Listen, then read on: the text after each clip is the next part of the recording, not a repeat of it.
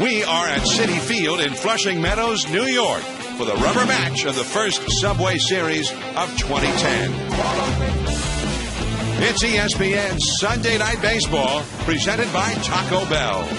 Tonight, a pitching matchup worthy of October.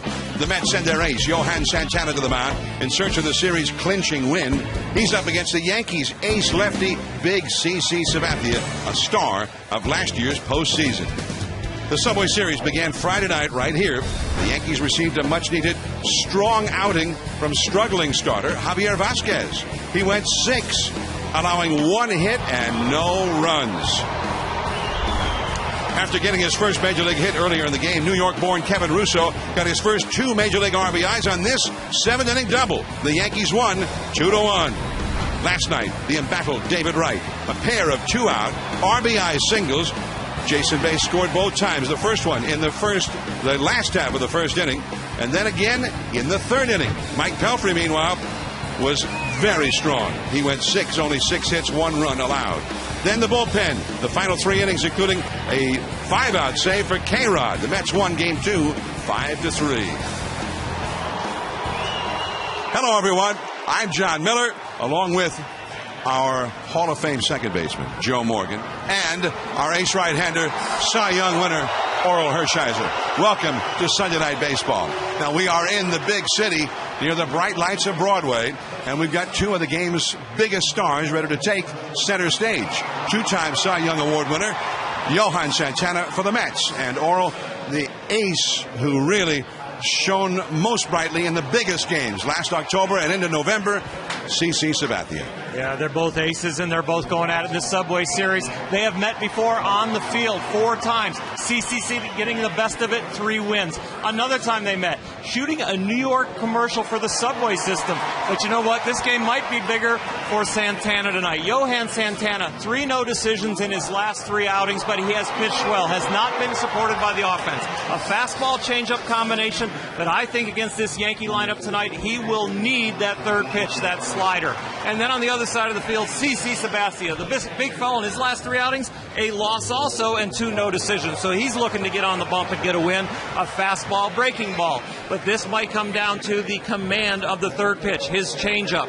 The slider for Santana, the changeup for Sabathia. That might come down to the whisker of how this pitching duel is decided. All right, so we've got the great duel, and there are other big stars in this ball game, including the 2 big-time third baseman taking center stage. We've got Alex Rodriguez of the Yankees, David Wright of the Mets, and so far, Joe, neither one of them has put up the kind of numbers that we've come to expect. Well, John, the problem is that both of these guys have set the bar so high that we expect them to be great all the time. In the case of Alex Rodriguez, he is the only player in Major League history to have hit over 30 home runs or more, plus driven in over 100 runs. 13 times he's done that. So we expect home runs from Alex Rodriguez. Right now he only has 6 home runs, but he's still on pace to drive in over 100 runs. And remember, home run hitters hit in bunches, and I expect A-Rod to end up with over 30 home runs and over 100 RBIs. Now, in Wright's case, the real problem is he has been inconsistent since last year. He hit 10 home runs, drove in 72 runs. Those are career lows in home runs and RBIs. And so far this year, he has been inconsistent in that he's striking out a lot. His big problem is he has 58 strikeouts in only 43 games, but he's still driving in some runs. So if you look closely, you say he's not hitting well, or he's not consistent, but guess what? He's going to drive in over 121 runs right now, and he's going to hit over 30 home runs. Those are pretty good numbers for anyone, but these 2 guys have set the bar so high, we just expect too much for them. So each will be up there against the other team's ace. We've got the Yankees and the Mets in the big city. We've got Yankees fans, we've got Mets fans, shoulder to shoulder, hip to hip, here at Citi Field. And Johan Santana, he's all ready to go. Derek Jeter will be coming up, and this rubber match of the 3-game Subway Series is about to begin when we return. ESPN's Bell, living outside the bun, and in part by the new Ford Fiesta.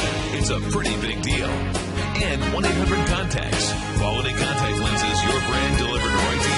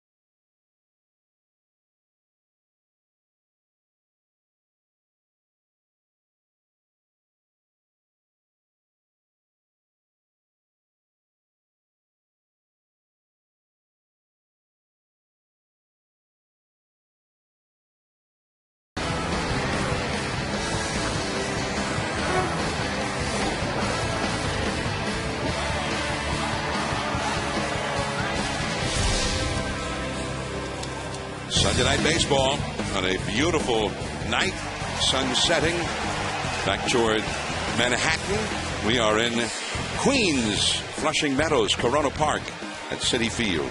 Watch this game and over 800 other live games on your mobile phone with ESPN Mobile TV. Text TV to 4ESPN. That's TV to 43776.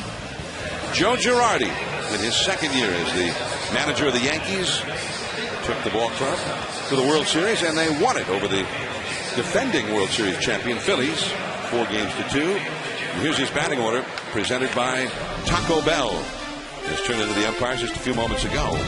Derek Jeter struggling here lately at shortstop. Brett Gardner, the speedy left fielder. Mark Teixeira also struggling again. First base, Alex Rodriguez. Third base, Robinson Cano. At second base, Nick Swisher in right field. Francisco Cervelli, the catcher with Posada on the disabled list. Kevin Russo, one of the heroes here Friday night. He's in center field. And CC Sabathia is the pitcher, batting ninth. And Mark Teixeira, this Yankee lineup is #1 in runs per game, but Teixeira is still struggling. He struggled in April at 136. May got off to a hot start, but lately still struggling. It might be getting to his head. He's thinking about taking too many swings in the batting cages. Maybe I need to lay off the weightlifting. But with a big foul like that, with a big swing, it's timing, and his timing is off. And they'll be facing the ace lefty of the Mets, 31-year-old Johan Santana from Tovar Merida, Venezuela.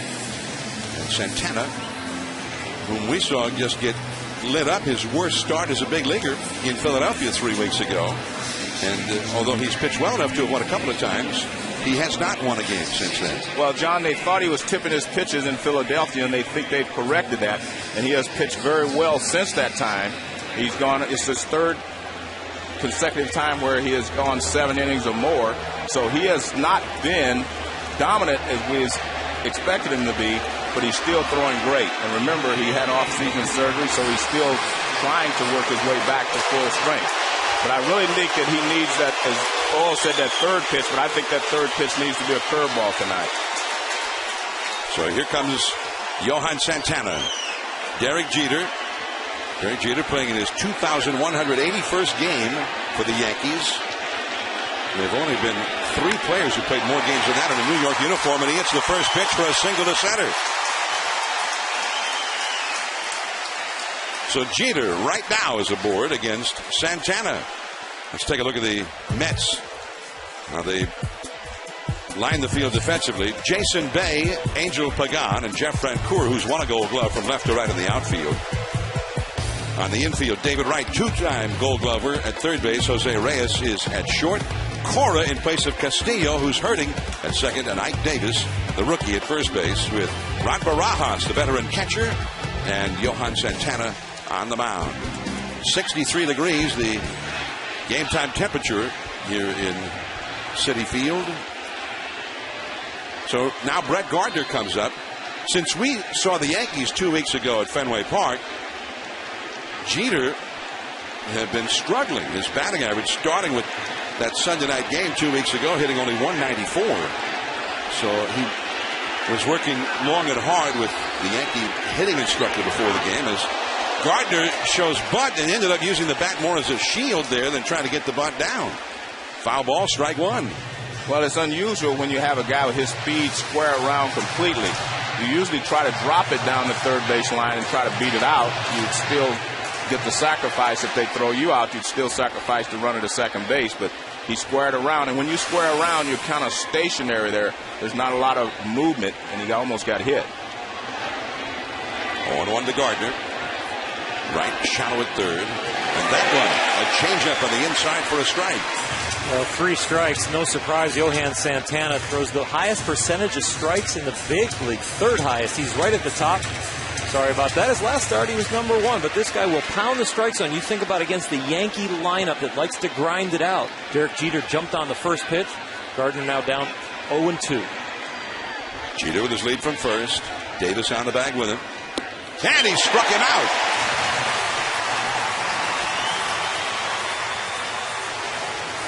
When I talked earlier with some of the players, they were more concerned with his curveball than they were his straight changeup. They know he has a great straight changeup, but every once in a while he'll use the curveball. And you can see that curveball there, 80 miles an hour, is a different speed than his changeup. Yeah. He'll go 90, 91, sometimes above that, and then down to about 83 with the changeup. And that big curveball or slash slider, it is a breaking ball, that's for sure. Here's Mark Teixeira, and that one is in for a called strike, a fastball at 89 miles an hour. Teixeira is struggling again. And we saw the Yankees 2 weeks ago on Sunday Night Baseball at Fenway. He had just started getting it going and was hot. No longer. A switch hitter batting right-handed with one out. Jeter at first. Very high with a fastball. 1 ball, 1 strike. The first ball of the game by Johan Santana, but early on we've seen the breaking ball. We've seen him attack the hitters with the fastball. He gives up a fastball hit to Jeter. Really expect these Yankees to attack his fastball. They don't want to get to that changeup or breaking ball. The changeup and a check swing foul right over to A-Rod, who's on deck. And it's a 1 ball, 2 strike count. The Yankees have played 43 games, and Teixeira's numbers are very low at 204, and that's the lowest of his career through 43 games. Second lowest on base percentage, lowest slugging, and lowest OPS. So for a guy who's been a slow starter this far into the season, it's becoming out of the ordinary. And Jeter back to the bag at first. But John, his troubles actually started at the end of last season, and they've continued right on through this season. He had 167 against the Twins in the division playoff. He hit 222 against the Angels in the League Championship Series, and he hit a 136 against the Phillies in the World Series. So he has been struggling big time since the postseason started. And that's a foul out of play. I once heard a Major League executive say that he thought it was really a test for hitters especially, but pitchers as well, when they'd gone all the way through a postseason and through a World Series, because the whole game is looking on. There are no secrets. I mean, they're all well scouted anyway. But now players sit and watch and see things for themselves on the big stage with teams executing generally very well. And that's all for Teixeira. And that's one of the problems that he's been having, John. He chases the low curveballs and changeups out of the strike zone, and he doesn't handle the high fastball. He's never handled the high fastball well anyway because he has a slight uppercut in his swing. Watch the uppercut. See, he swings up a little bit, and that's why he doesn't handle the high pitch. He's a good low ball hitter. See, you have to be coming level or down to get to that ball. You see him going up, and that's why he has trouble with that high pitch, and that's why he's such a good low ball hitter, because he does hit the ball this low with that uppercut. Teixeira now 1 for his last 24 as Alex Rodriguez stands in. Very high. 1 ball and no strikes. Alex Rodriguez, and we've come to think of A-Rod as a great all-round hitter, but especially a signature for him is the long ball. He's one of the most prolific home run hitters of all time, but only 6 home runs so far this year, although the RBIs are nice, 32 in 43 games in the season. The changeup, and he fooled him badly with that one. A ball and a strike. Well, Santana is not backing down. He talked about this outing facing CC again. CC beat him 3 times within a month in 2007 when CC Sabathia won the Cy Young for Cleveland and Santana was in Minnesota. A lot of intensity here in this matchup. 2 down. Jeter, who led off the inning with a single, still at first. And very high. 2 balls and a strike. Now, we mentioned 3 weeks ago, Santana absorbed his worst career beating at the hands of the Philadelphia Phillies. The last time he faced the Yankees, that was his second worst thrashing. June 14th of last year, he gave up 9 runs in 3 innings to the Yankees. So he's got a few scores to settle with the Yankees. 2-1 the count. And Jeter back to the bag at first. You know, I said that they felt like he was tipping his pitches to the Phillies. That's not to say the Phillies were cheating by getting the sign. They were reading from him what pitches were coming, because he was tipping off when he was throwing the fastball and tipping off when he was throwing a changeup. They worked on that and supposedly straightened that out. So he was giving it away to the observant eyes of some Phillies hitters. A pop-up Alex Cora. And that's the inning. First pitch single by Jeter. And then Santana out of the stretch from the get-go settles in. Now CC Sabathia heads to the hill. The Mets are coming up. No score.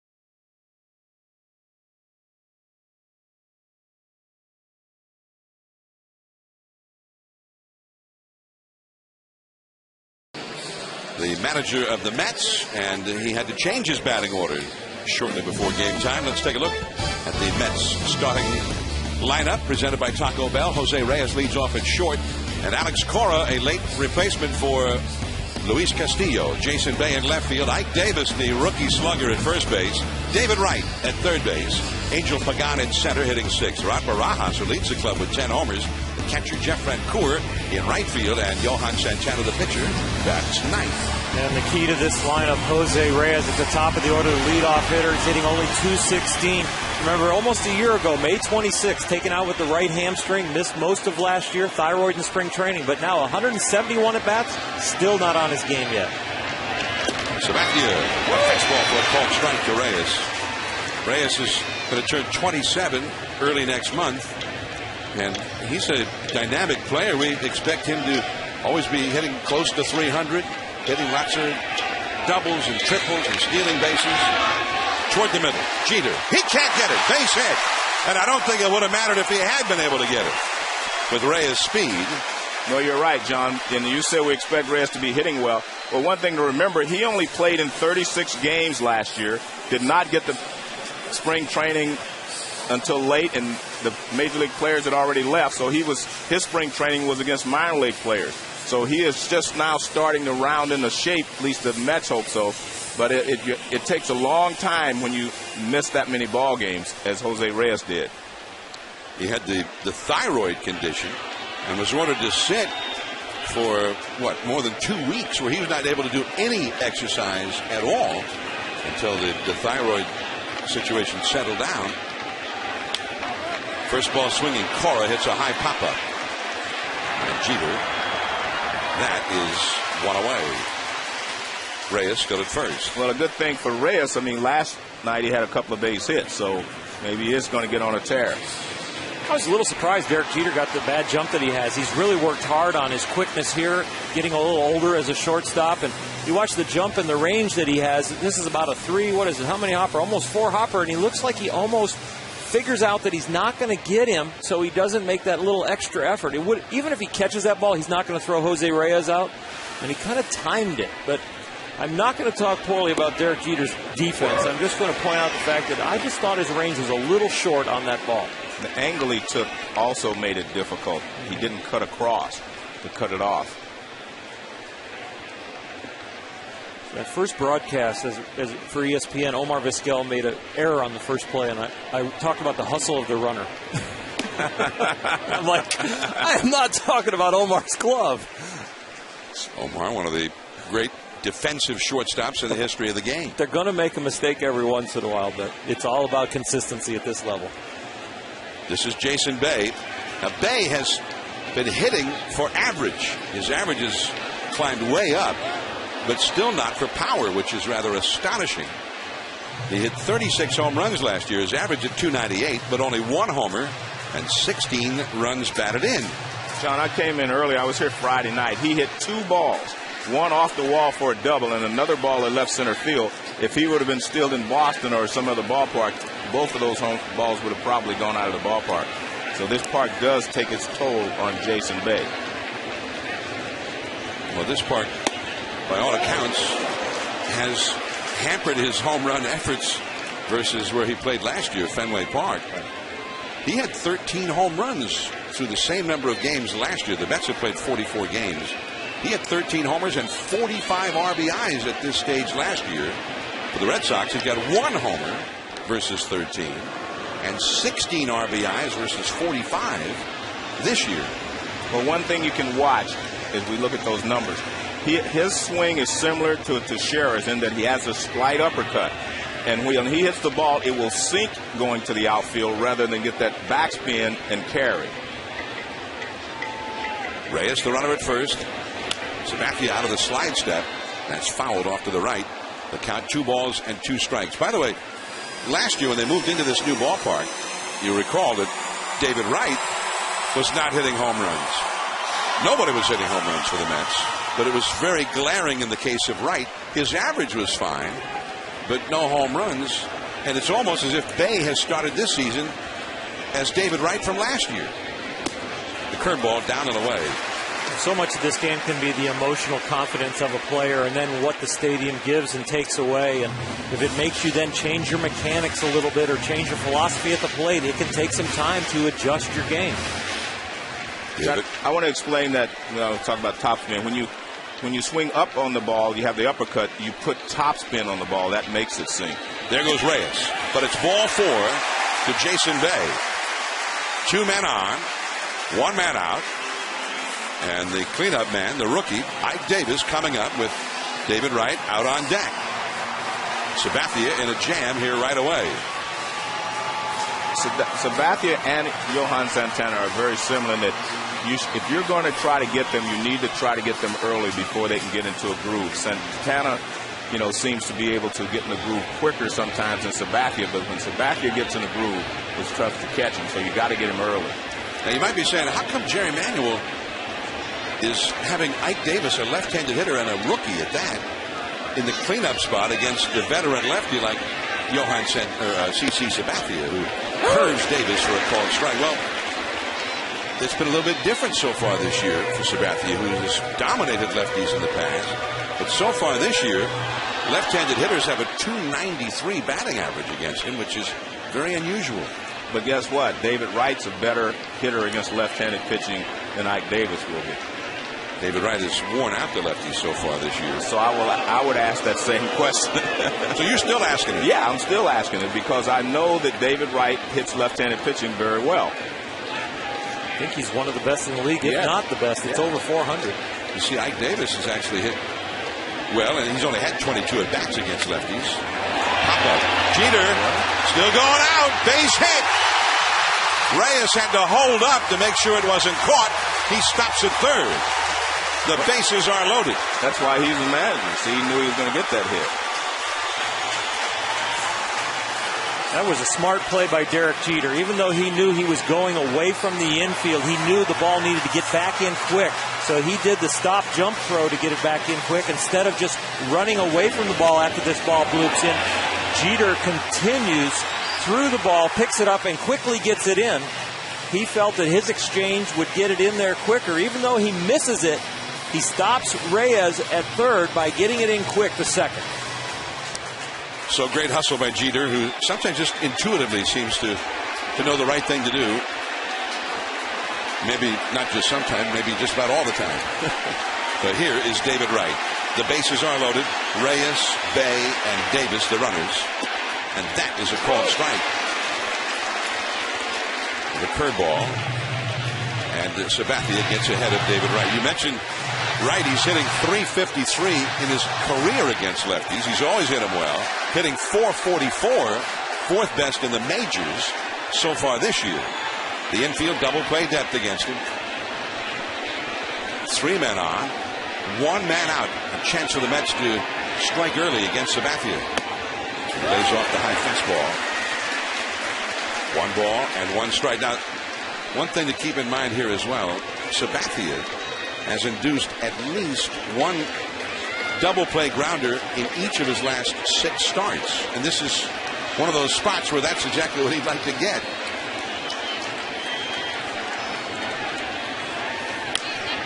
And a foul out of play on the high fastball, 93 miles an hour. That's one of the pitches I've seen David Wright have problems with this year, John.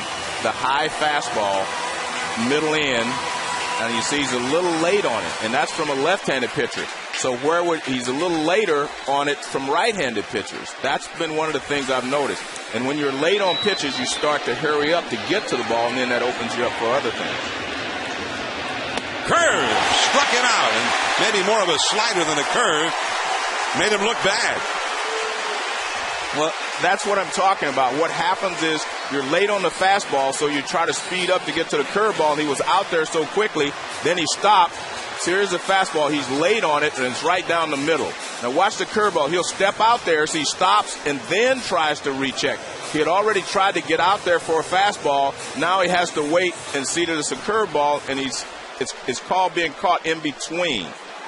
You're late on the fastball, early on the breaking ball. His body was early. He might as well not even have swung. The bat was so late. Here is Angel Pagan. 59th time this year that David Wright has struck out. And that is a called strike, knee high on the outside. 0-1 to Angel Pagan. Switch hitter. Been playing in place of the injured Carlos Beltran. Pagan, 286 average, 3 homers, 20 batted in.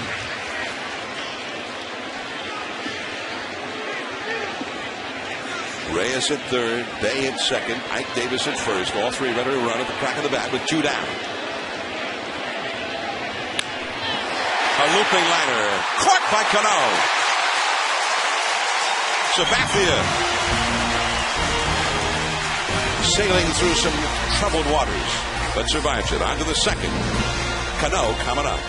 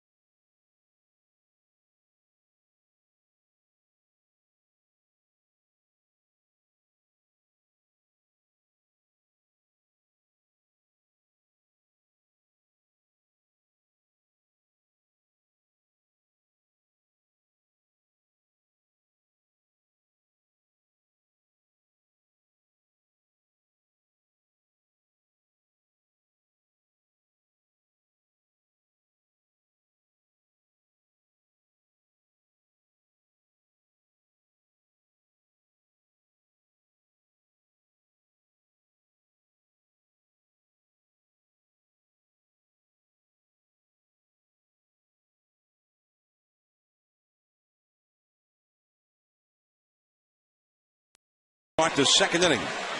Great threat for the Mets, but they did not score. So here is Johan Santana back to the hill. Robinson Cano leads off against him. Then Nick Swisher and Francisco Cervelli. Right down the left field line. The hold with a single as Jason Bay retrieves it. So Cano is aboard. You know, John, we were talking about David Wright, which is just the opposite of Robinson Cano, as we saw there. But we're talking about how he was having trouble with the high fastball, so you start a little sooner. Now watch his hands. They go forward with his legs, right? Look at his front leg. Anytime that front knee buckles or breaks down, you're dead.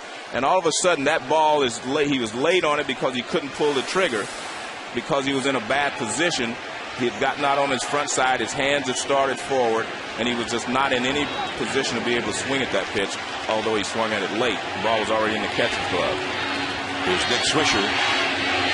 Swisher, 304, 7 homers, 24 batted in, and it's a count of 0-1. Each inning against Santana, the leadoff man has hit a single. Jeter hit the first pitch of the game for a single in the first, but he never got past first. Cano over there now after his single. Change up along the right field line, hit well. Racing over is Francoeur. Yeah, and he's got it right at the foul line. Halfway to second was Cano, and he goes back to first. One away. We're going to go to Steve Berthium in the studio now for a Sports Center right now.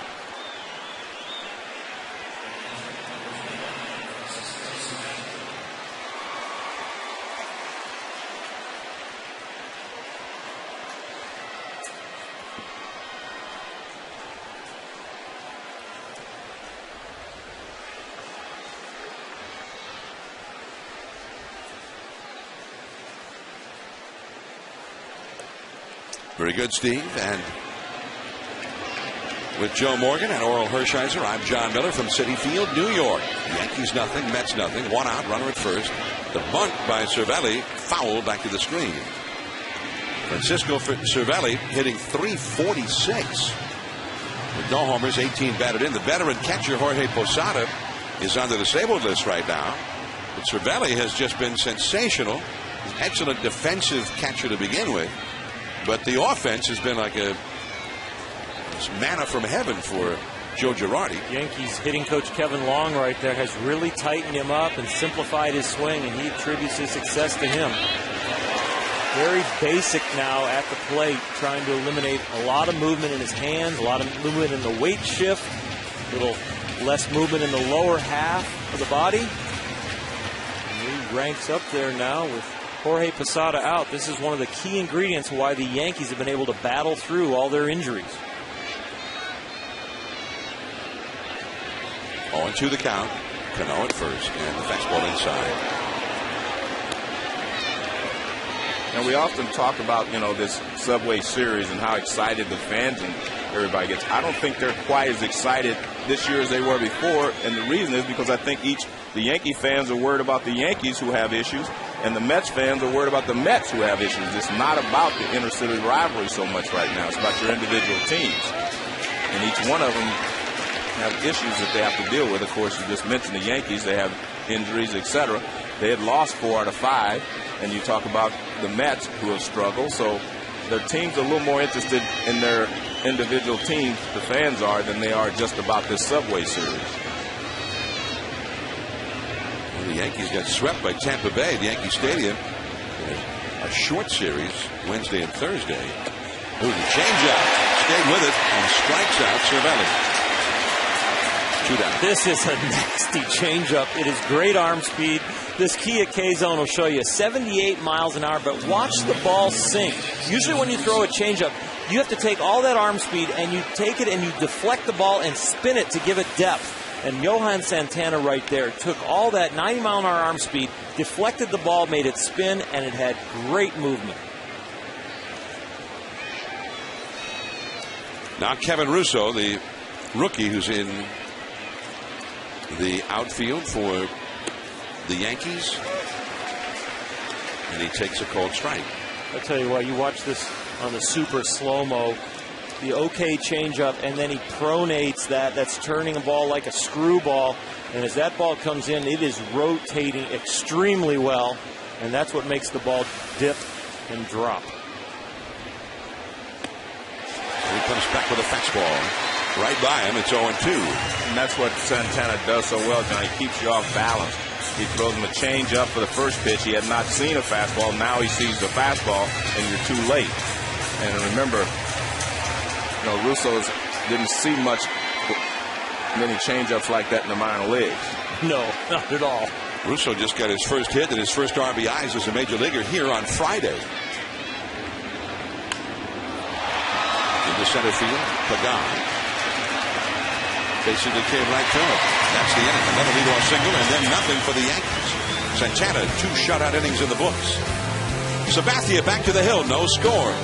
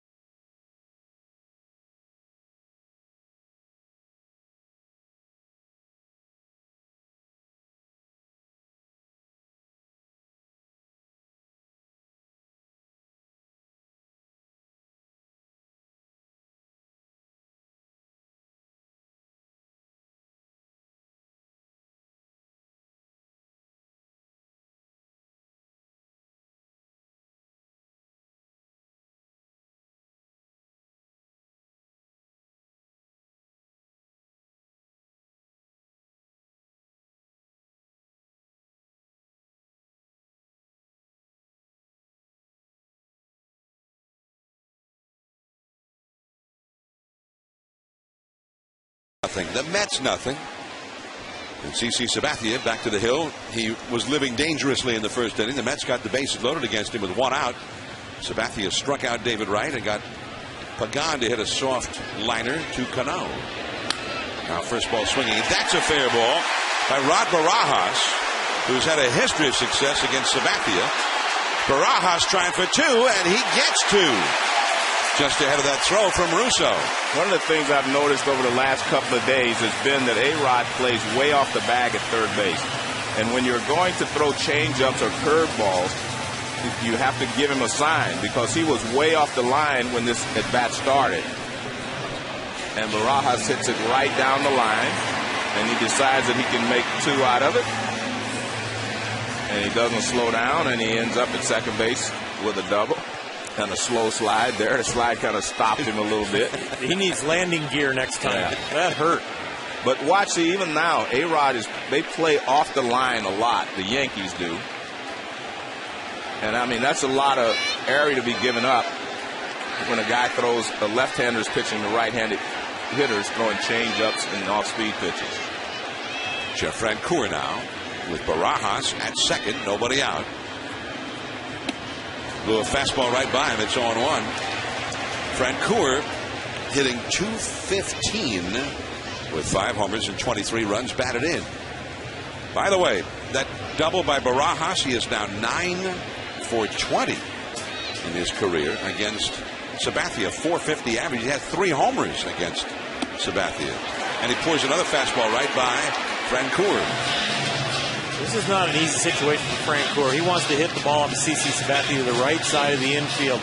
If you look at his directional hits, 17 of his hits to left field, 4 to center field, and 6 to right. So he is a dead pull hitter. Very hard for him to hit the ball to the right side unless he's just going to give it up and hit it weakly. And he tantalizes him with a fastball a little bit off the outside. Well, maybe he ought to just give up and hit it weakly. The Mets might take that now with a 2-strike count.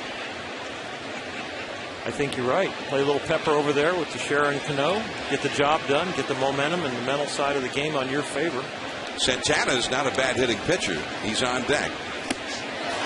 But so it goes for Jeff Francoeur right now. Second strikeout for Santana. Red Sox head down to St. Petersburg, Florida to take on the Rays. Team with the best record in the majors right now. The Rays on ESPN Monday Night Baseball presented by Sears Lawn and Garden at 7 Eastern tomorrow night. Then the Yankees make their first trip to the brand new Target Field in Minneapolis. Yankees Twins Wednesday Night Baseball at 7 Eastern. Clay Buchholz, Wade Davis matched up tomorrow night. The Red Sox and Rays on Wednesday. The ageless one, Andy Pettitte, up against Francisco Liriano of the Twins. Outdoors in Minneapolis. Here is Santana. And it's quickly 0-1. I'll give him a lot of credit for being such a good hitter, but he's only had 2 hits in 16 at-bats this year. No score in the game. Each team's leadoff man in each inning has gotten a hit, but nobody has scored so far. Baraja still at second after getting his leadoff double. Santana showing bunt. Takes strike 2.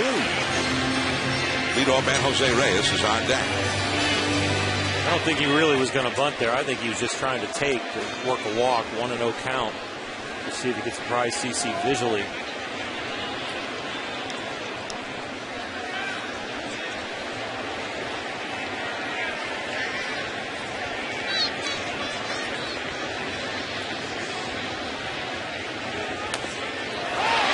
Piece of it. A little slider there from Sabathia. 2 strikes the count to Johan Santana. No score in the game. CC Sabathia and Johan Santana, each of them with sensational lifetime winning percentages. Santana has won 67% of his decisions. Sabathia 63% of his. And it's been very rare in the history of Major League Baseball to have 2 lefties with as many wins as they both do. Santana's won 125, Sabathia 140, to face each other. Only 3 other pairs of left-handed starters have opposed each other in a big league game in history, with both of them having at least 125 wins. Santana goes down on strikes, 2 down.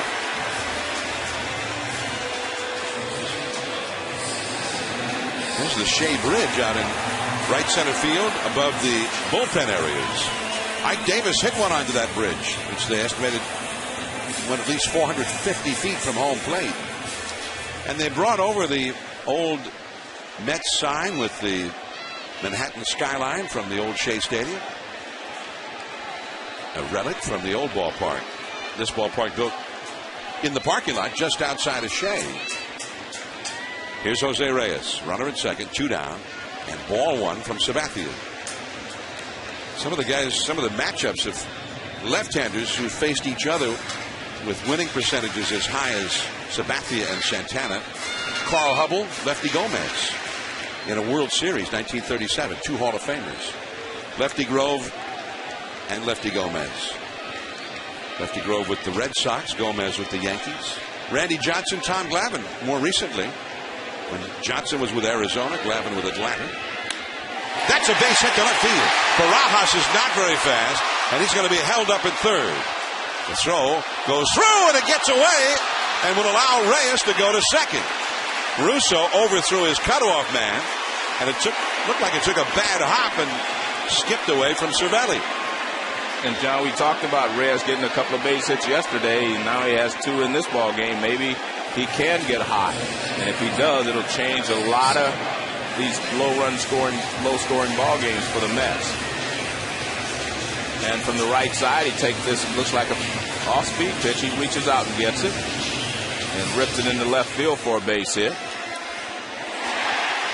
And the throw comes in. Russo throws it. A-Rod could not cut it off. It takes a high hop, and it bounces away from Cervelli. And that allows Reyes to go to second base, so someone will get an error on that play.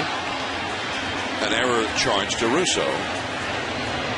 So now Barajas at third, Reyes at second, and Alex Cora, the hitter. 0-1 the count. Cora popped up to short his first time. A late addition to the lineup when Luis Castillo had to be scratched. He's had a bone bruise on his left foot that's been giving him some trouble. Alex Cora got a base hit last night in a pinch hitting role to put an insurance run on the board for the Mets. And a slider in there for a called strike two. So for the second inning in a row, Sabathia in a jam. This time, runners at second and third. Bases were loaded in the first inning. The Mets, with runners in scoring position, hitting .245. That's 14th out of 16 teams in the National League. They've not done well in these spots. That was awfully close. I want to see K-zone on that one. Left on left, fastball inside. Does it catch the corner? Oh, good call. I want it if I'm on the mound. Marvin Hudson, the plate umpire, thought that one was an inch or two off the inside, and K-zone agreed.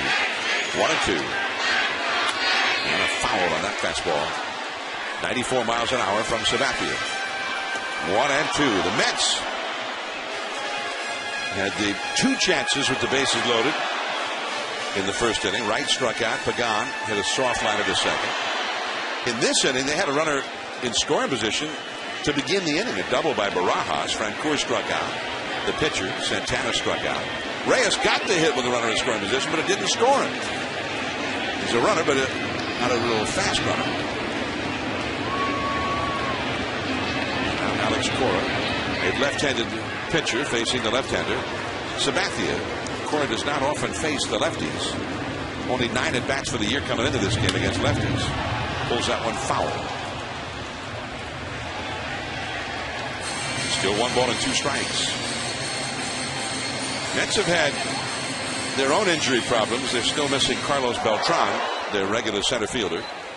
Gold Glove quality outfielder with power, speed. Adds a lot to the lineup and to the defense. But right now their pitching staff, especially the rotation, is decimated with injuries. But they got the ace on the mound tonight, Santana, and they're trying to support him a little bit here. Give him a lead against Sabathia. Slider in the dirt. Blocked by Cervelli. Keeping Barajas at third. Well, you go with the pitch selection there, the breaking ball. Cervelli, a lot of confidence in him to block the ball, breaking ball in the dirt. Cora had just pulled the breaking ball foul. So you know he's reading the breaking ball in the spin, so you hope he commits to the spin and you put it in a tough place to hit, but he laid off.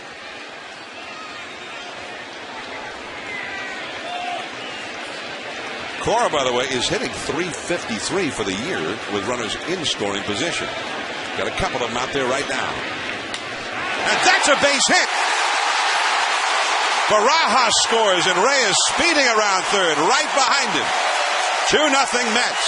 And that's what you call an excellent at-bat with runner in scoring position, because he fought off his best pitches, and then Sabathia got a fastball up. It looked like he tried to get it in on him. He got it up a little bit, and he was able to fight it off enough to get a semi-line drive. See, it's a fastball in. He got it in. He didn't get it up as much as he wanted, I don't think, but he was able to fight it off and flare it into right center and drive in 2 runs. But that was an excellent at-bat by Alex Cora. 2-0 Mets. The man who was not supposed to be in the lineup is the man who gets the big hit to give them the lead. And there's ball 1-2 low to Jason Bay.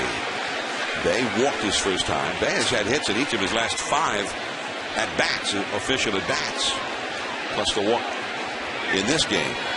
hitting .298. Cora is not much of a base-stealing threat. Has not stolen a base this year. And that's a called strike. I'm not making a comment about his speed or anything. I'm just looking at the record. He has not been the fastest guy in his career, but he's been very crafty and intelligent player. You talk manager when you talk Alex Cora as far as when he retires, but he feels like he's going to play for a while to come still. There he goes. Cervelli's throw. His first steal of the year. The one thing you can do as a base runner against left-handed pitchers, you just take off on his first move. You don't try to read whether he's coming to first base or going home. His first movement, you just take off. And if you do that, you have a chance of being safe. With most left-handers, Sabathia doesn't have a high leg kick, although he does a little higher there than normal. And you can see that Cervelli really didn't have a good shot at throwing Cora out at second base.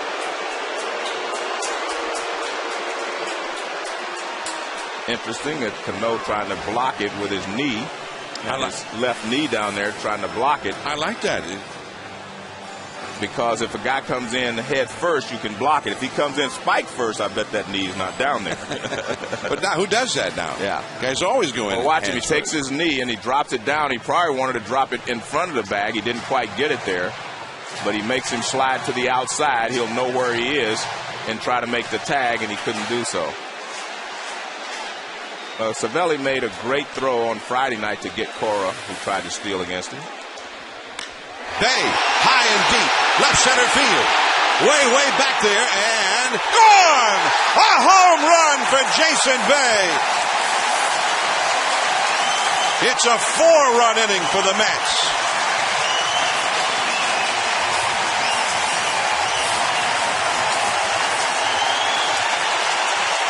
That's one of those low pitches that we talk about that a guy with an uppercut can really do some damage on.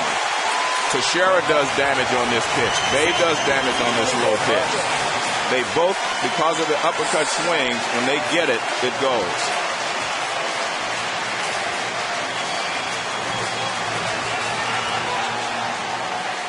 They had a threat in the first inning and could not cash in. And a threat here in the second inning, and they get 2 consecutive 2-out RBI hits. It's a 4-run inning. And here's Ike Davis. And that's ball 1 from Sabathia. Let's take a look at these, at a couple of replays on the pitch to Bay. See, it's down, and see that uppercut swing? I mean, he swings. Watch this swing. Watch how he goes after this ball. An uppercut swing, and that's the reason that he can handle the low pitch so well.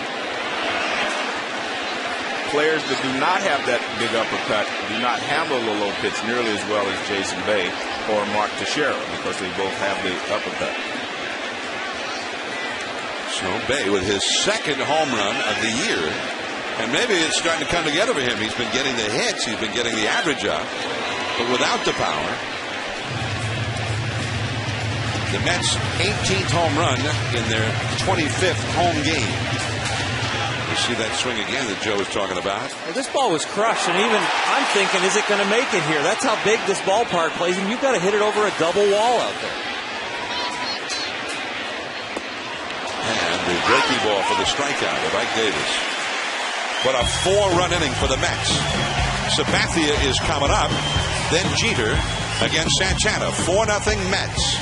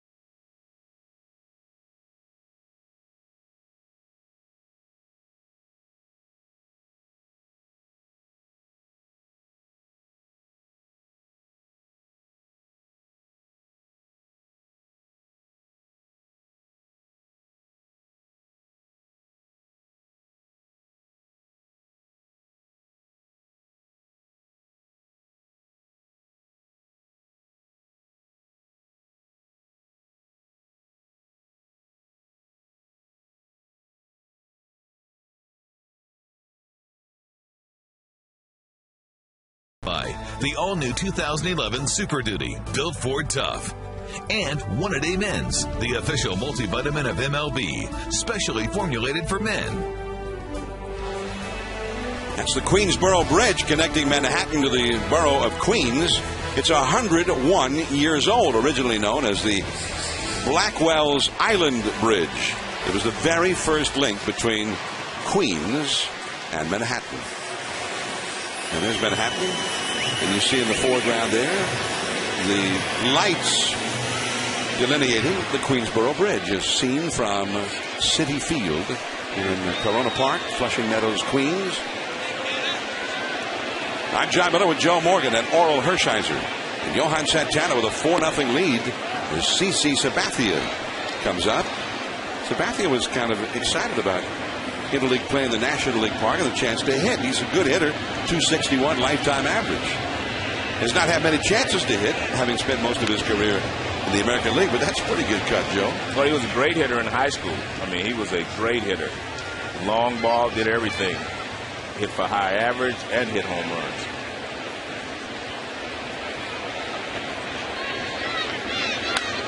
Just an all-around good athlete, good football player, good basketball player. Tributes to his mom, his humility, Margie. That, you know, you got to hit or you dunk the ball. There's nothing, big boy. Go do it again. It's a little uppercut, like you say, Joe. A little tardy, too, though. 1-2. He's a little late on that one as well. Well, he's had 92 regular season at-bats, 24 hits, including 3 home runs, 14 runs batted in. Well, he told me he was a great high school hitter. Now I'm just taking his word for it. Well, we're talking slugging percentage and everything with him here. Broken back. Reyes can't get to it, and Pagan, he can't get there either. Sabathia with a broken bat single.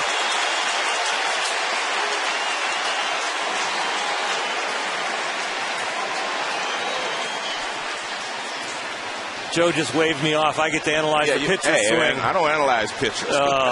Gets out in front. He's a little tardy. I think he hit that one off the end of the bat. Let's see. He gets the foot down. A little late. Not bad. Hey, it's a base hit. It's a knock, and it was a broken bat. Very good extension. Stayed on the ball and threw it. Gave himself a chance. Made a little contact. Sabathia. The batting average goes up still further as Derek Jeter comes up. He hit the first pitch of the night for a single to center. He's 1 for 1. Fastball, a strike to him.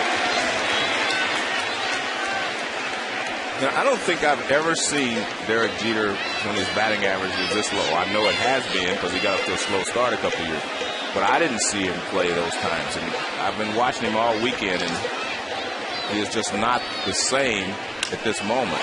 That's down the right field line. It's another hit for Jeter. Santana is going to stop at second.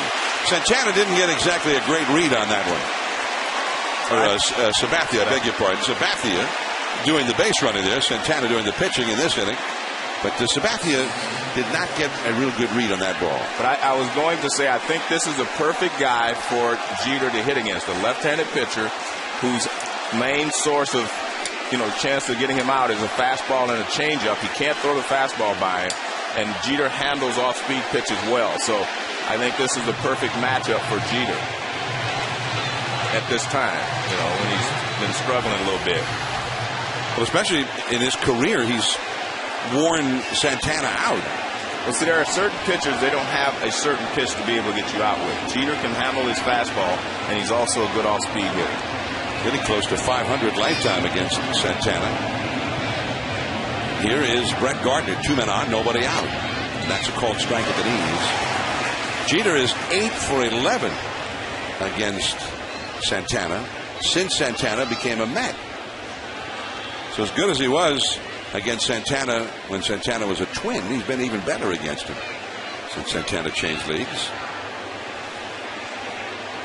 Brett Gardner struck out his first time. 0-1 the count. And the slider, that is a little bit too high. A ball on the strike. You see what he did there, John? He dropped down a little bit on the left-hander, meaning Santana. He wants to give them a little different look. Again, if you're not going to throw a lot of breaking balls, you have to do something to deceive the left-handed hitter. Otherwise, you're just like a right-hander to them. 4-0. The Mets are leading. Teixeira on deck. And a ground ball foul. Perhaps something we should talk about. And fans are saying, wait a minute, this guy's not a power hitter. Why not bunt him and move the runners over with the power hitters coming up? But CC Sabathia is the runner at second base. Yeah, you don't want to get your pitcher hurt. He's going to be very hard with his speed to get over there on a bunt. Remember, Gardner tried to bunt, thought about bunting in his first at bat against Santana. Almost got hit. But remember, this is American League. It's going to take 2 singles to score CC or a double. This is American League. They do not sacrifice a lot. 1-2 the count.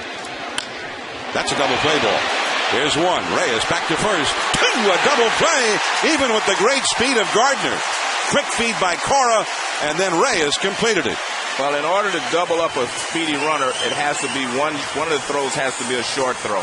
And it was a short throw to second base by Cora because he backhanded it to Reyes very quickly. You can't get 2 long throws. So it's a short throw and a long throw. That's the only way you're going to double up, because if you have 2 long throws, you're not going to get him. Ball hit near the bag, quick release, and a little 2-step there by Reyes to get in position to throw it. David Wright throws out Teixeira.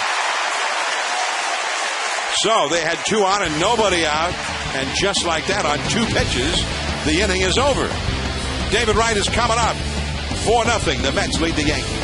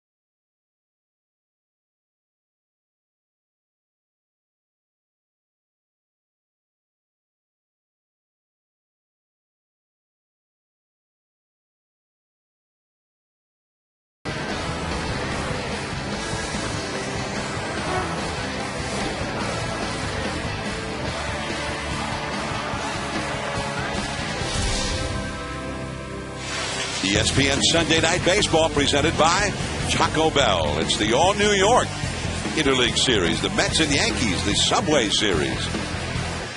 And the Mets with a 4-run second-inning rally. Two out hits, a 2-run single by Cora, followed by Jason Bay's 2-run homer. 4-0 as CC Sabathia has struggled in each of the first 2 innings of this game. A bases-loaded jam that he got out of in the first. And then immediately in trouble in the second, and ultimately he could not get out of it. So here he is to face David Wright. He struck him out in the first with the bases loaded. Sabathia has already thrown 45 pitches in this game. A strike with a fastball. Sabathia won 19 games last year, and then seemed to be just as fresh as if it were still early in the season. In October and into November, he was sensational in the postseason, leading the Yankees along the way. And there's a curveball in there at the knees for a strike, and David Wright seems to question that call by Marvin Hudson. Well, we talked about it his first at bat. It's like he's in between. Again, he was late on the fastball, so he couldn't pull the trigger on the first pitch. And he's early on that curveball, so he gave up on it, and then it breaks over the plate. So quickly, no balls, 2 strikes. The high fastball. 1-2. Angel Pagan is on deck. Rod Barajas also due up in this inning. The Mets will be hosting the Philadelphia Phillies starting Tuesday. This first interleague interlude only lasting this weekend around baseball. Chased that high fastball, and that's out of play off to the right. You know, I was coach with Rudy Jaramillo, the great hitting coach now with the Cubs that was with the Rangers. And one of the things he used to say, Joe, about guys that are in between, it's their front foot a lot of times. And David Wright has a big heel kick in his swing where his heel is really high. He gets the front foot down early, but he doesn't get the heel down. And Rudy always said, your foot's not down until your heel's down. David Wright down on strikes for the second straight time.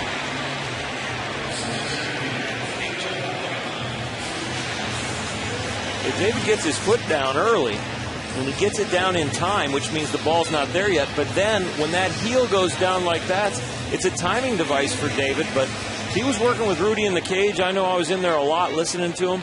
He'd always say that front foot is not down until that heel is down. It can mess with your timing. Here's Angel Pagan. Jeter can't get to it. Base hit for Pagan.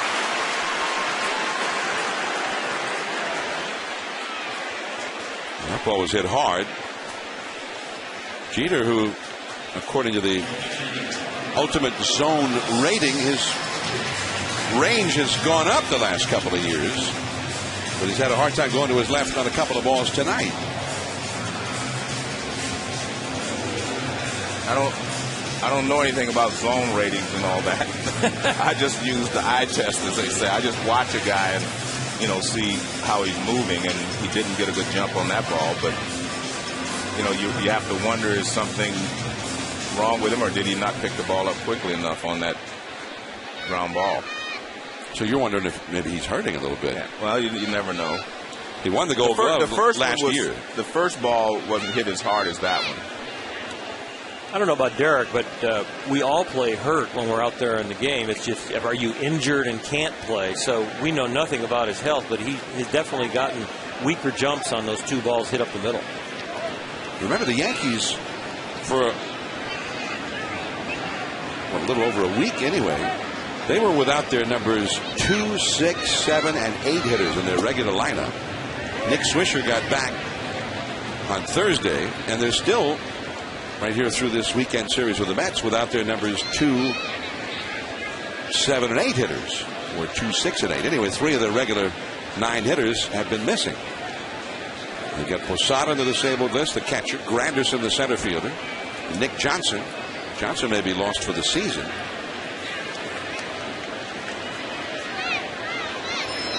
And that fastball down and in. Pagan at first. Barajas, who led off that 4-run second inning with a double. See Granderson there, hoping he might be able to come back by maybe as early as Friday. And he's on a rehab assignment right now. Played his second game today, his first in the field. Posada not expected back until mid-June. Nick Johnson out indefinitely. And the list goes on. Barajas into right center field. That's the wide open spaces in this yard. And the Swisher takes it. Barajas retired, 2 down, and now Jeff Francoeur. Ended up being quite a move bringing in Rod Barajas. The Mets had talked with Benji Molina, who ended up re-signing with the Giants. They could not come to an arrangement. And reportedly they got Barajas for a lot less than they were willing to pay Benji Molina. Barajas has hit 10 home runs already. He leads the club. Well, the Giants are lucky they were able to keep Molina, and the Mets are lucky that they were able to get Barajas. And they brought him in as a veteran catcher for the finger pointing. He was very good with the hand behind the plate that guide this pitching staff, but the bat has been a great surprise. He's having a career year with the bat. Molina, meanwhile, although he was hitting well for average to start the season, is in a profound slump right now for the Giants. Has not had an RBI in 18 days. Most of the Giants are in a slump, aren't they? They lose 1-0 twice in the last couple of. Left center field off the bat of Francoeur, Russo, and the Mets go down with 1 hit, 1 left to the 4th inning. A-Rod coming up, then Cano. The Yankees are down 4-0. A-Rod against Santana when we come back.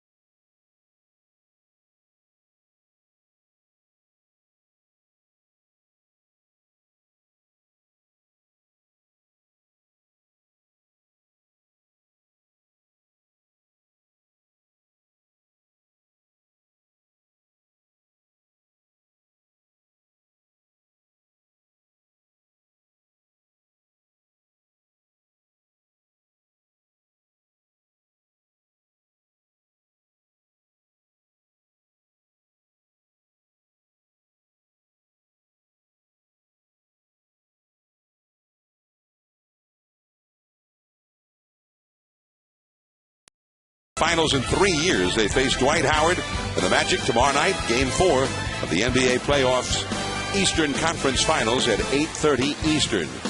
Coverage begins at 7:30 Eastern with the Kia NBA shoot-around. Alex Rodriguez chases that low slider from Santana. 0-1.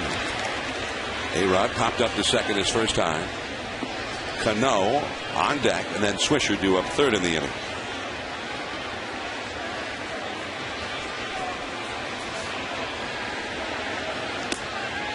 And that one missed somewhere.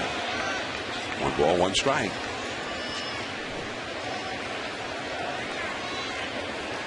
The Yankees have had a leadoff hit in each of the first 3 innings of this game, but only 1 hit after getting somebody on base. Santana's been better out of the stretch tonight than at the start of each inning when he's pitching for the windup. For the last 5 games, I mean, the Yankees have really struggled with runners in scoring position. They lost 4 of those games. They were actually 12 for 56 in those situations. It's just barely over 200 as a team for batting average, and that's caught by Francoeur. A-Rod ended up taking an off-balance swing and popping the ball up. And they were 1 for 8 on Friday night, John, even though they won the ball game. The 1 base hit drove in a couple of runs.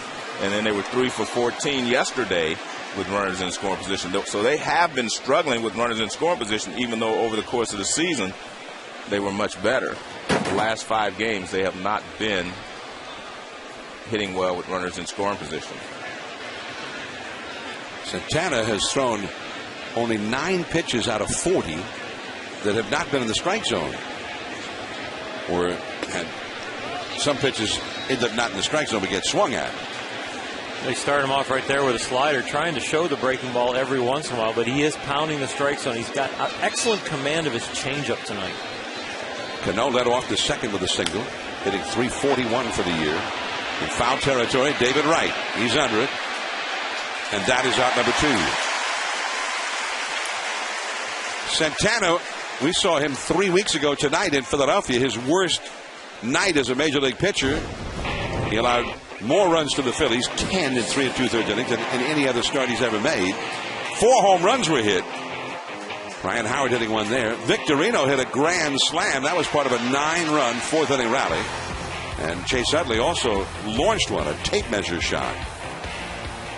And the Mets scored some runs for him that night, too. Could not hold either one of a couple of leads in that game. There was a seesaw battle, and he got mostly his fastball hit that night. He had poor fastball location. Swisher lines one to left, caught by Bay.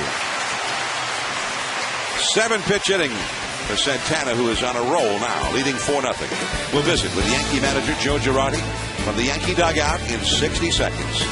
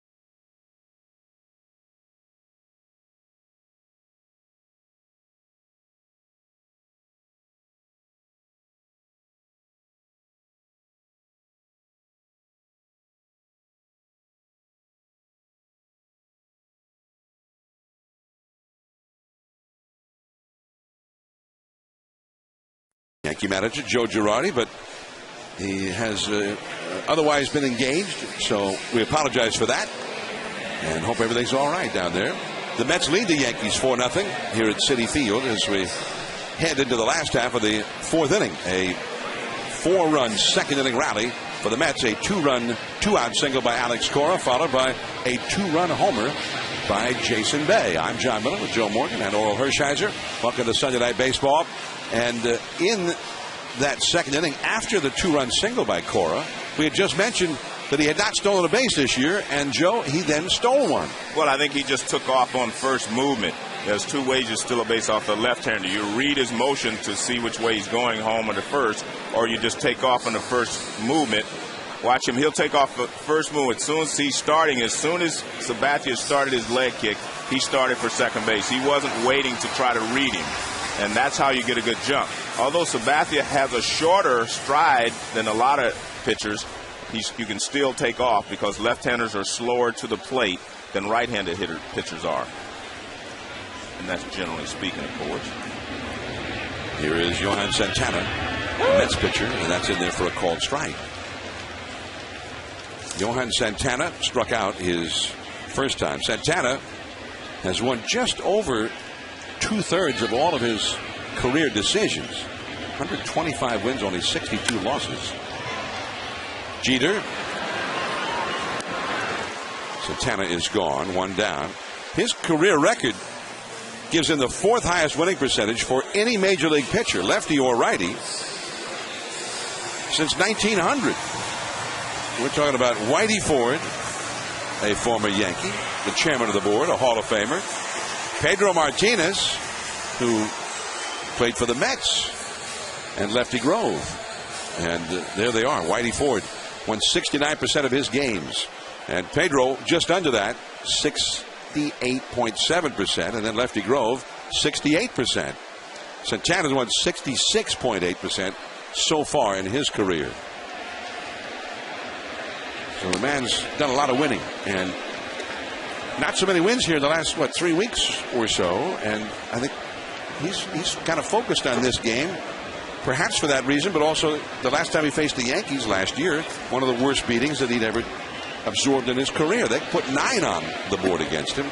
Very similar to the game he had against the Phillies 3 weeks ago. You think about Johan Santana, though, and the team, the quality of the teams he's played for. He's earned a lot of those wins on his own. 125 wins, Minnesota Twins and the Mets, and you're not talking about championship teams all the time. Well, he hasn't won a game since April 27th. He beat the Dodgers. Jose Reyes, the hitter. And Reyes has had 2 hits in this game already. He fueled that 4-run second inning round. In fact, he got a hit with a runner in scoring position, although it didn't score the runner, Rod Barajas, who's just not very fast. But that was a key hit that extended that inning and allowed Cora to hit the 2-run single, and finally Bay hit the 2-run homer. So Reyes with 2 more hits in this game. And you mentioned it a couple of times, Joe. He had 2 hits here last night as well. And a lot of talk about David Wright and all of his strikeouts and that sort of thing. But he is hitting home runs. He is driving in runs. Those numbers are good, as you pointed out at the top of the telecast. But Reyes just seems like such a huge key. A lot of things just flow from Reyes getting on base 38%, 40% of the time, stealing bases, rattling pitchers, making the middle infielders anxious. Well, John, when you have a dynamic leadoff hitter as Reyes is, it changes the whole game. It's even more important than just a normal leadoff hitter who doesn't steal bases, who doesn't make a lot of things happen. Mark Teixeira. That's all for Reyes. First time he's been retired in this game. Well, Reyes, when he's been healthy and doing that thing he has done so well, 4th in the league in hits from 2005 through 2008, 4th in runs, leading the league in triples, leading the league in stolen bases. See, the only thing that's of importance to me there is the runs. That's really important because that's his job. If he gets on base, you steal bases to put yourself in position to score runs. You don't steal the bases just for numbers. So the runs are a result in part of what he's, of his stealing bases here and there. But, a leadoff hitter's job is to score runs. There's so many things that speed does. You talk about having a dynamic player at the top of the order. As a pitcher, when you face somebody like that, it immediately almost takes you out of your rhythm. You haven't even thrown the first pitch of the game, and you're worried about getting this guy out. You don't want to get in the stretch. You want to be able to use your whole repertoire, and you've got him over there possibly leading off with the speed, and then he might steal a base. And if he doesn't come back up again leading off, he can steal a base, not hit into double play, make contact, hard to strike out. They wreak havoc on you emotionally and with your rhythm. So who gave you the most trouble? Well, at that time it was like a Vince Coleman in St. Louis was amazing. So he bugged you. Well, you had Tommy Herr hitting third, hit less than 10 home runs, still drove in 100 runs. You had Ozzie Smith and Vince Coleman at the top of that order. They were just a bunch of fleet-running guys. Whitey Herzog managing that team. That was a very hard team to pitch to because on the AstroTurf, they could just pound it in the turf and run, beat you. I mean, Vince Coleman at that time was, if he decided to steal you, what could you do to stop him? You almost stole over 100 bags. You just couldn't stop him. And Alex Cora fights one off. It's 0-2 here, making Sabathia work. Son, what about Joe Morgan? Did Joe ever get a bag against you? You know what? Joe was tough to get out in Stratomatic. Because I'd spin that spinner, and he had these big places where there are base hits and home run. Number 1 on Stratomatic, when you spun it around, these kids were listening like, spun it around? Yeah, you had to spin it with your finger. And by the end of the game, 9 innings, extra innings, you had blood blisters on your fingers from spinning that thing. You're going to get letters on that one. That's not Stratomatic. That was a different game. That's the inning. We know Stratomatic. Jerry Manuel. We're hoping to visit with Jerry Manuel live from the dugout in 60 seconds.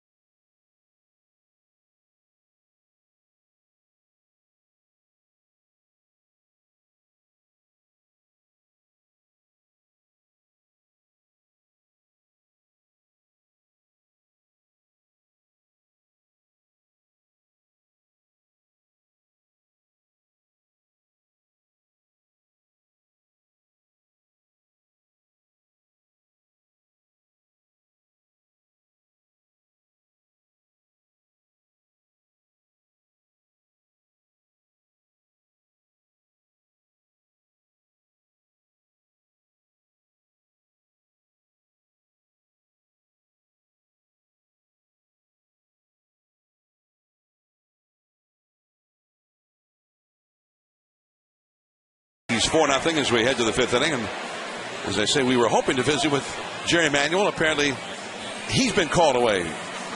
At least he has left the dugout. So, again, we apologize. We were told before the game that we would be able to chat with both of them. So, such has not been the case. And here we go to the 5th inning with the Yankees trailing 4-0 to Johan Santana, who has looked in vintage form so far. It's been brilliant, and it comes down to command, and tonight he's had better command than CC Sabathia. He has been outstanding. Well, Jerry Manuel is with us now. Jerry, welcome to Sunday Night Baseball. Oh, thank you, John. Jerry Oral Hershiser got to be comfortable to have Johan out there on his game tonight. Yeah, I feel very good about that. I mean, he's been somewhat economical with his pitches, hadn't had high pitch counts. I think that that big double play ball was huge for us. And how about Jose Reyes on his game also? Amazing. Yeah. If we can get, like 2 out of the 3 of our big guys going, we can prevent, we can make some trouble for the offense, for the opposing team. So, look like we're doing pretty good right now. Jerry, we'll let you get back to work. Many thanks. Right, appreciate it. That's manager Jerry Manuel live from the Mets dugout, presented by Edward Jones. Take your apology back, John. Don't have to apologize anymore. I'm not sorry, and I never was. Francisco Cervelli with a count of 1-1 strike. He struck out his first time. David Wright hugs the line at third against him. And that's out of play. So it's 1-2 strikes. Kevin Russo is on deck, and then CC Sabathia is due up third in the inning. 4 hits for the Yankees in this game, all in the first 3 innings. Well, you see that, as you said, David Wright's hugging the line there a lot closer than A-Rod. A-Rod plays off the line. The Yankees have their third baseman play off the line against just about every hitter. Shallow right, Cora giving chase toward the foul line. And Cervelli is 0 for 2. Well, a pitcher's duel. We started out advertising this night, and it might have come down to the command, and so far Santana's command has been better. Check the 4-seam fastball. Elevates when he needs to Alex Rodriguez there, gets the pop-up. Now the changeup. Outstanding depth and command right there. On the corner, outside to right-hand hitters. And showing the third pitch, the slider now. That one a little up, but good late movement. You know what? If they get a hit, it's a hanger. If they make an out, nice pitch. I'm going to apologize. Maybe he doesn't need a third pitch. Everybody's apologizing. I got to find one. Sorry, Oral.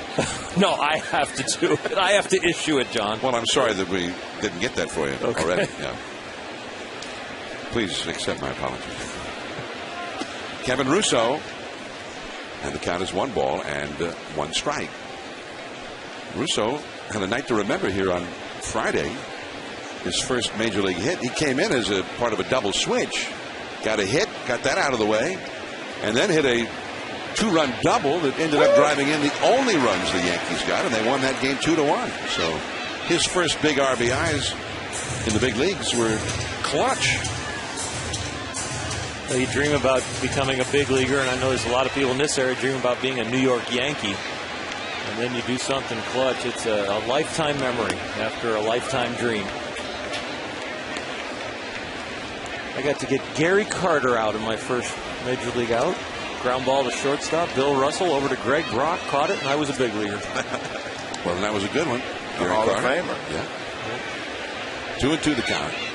Ooh, the changeup. 2 down. Let's go to Steve Berthium in the studio for Sports Center right now.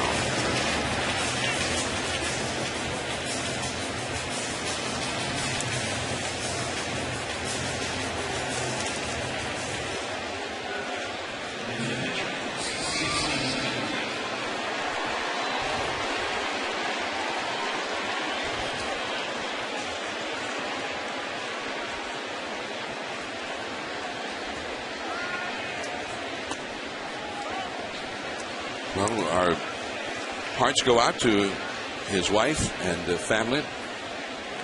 Tragically, all too early death for Jose Lima. And just 11 years ago that he won 21 games for the Houston Astros and was one of the top pitchers in the National League. And it really struck Jose Reyes hard today because Jose said he was a guy he could always call and talk to whenever he had a problem. And so he felt very sorry for his family and his loss as well.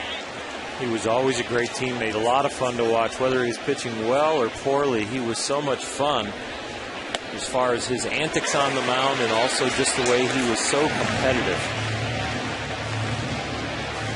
Jose Reyes played with Jose Lima here with the Mets in 2006.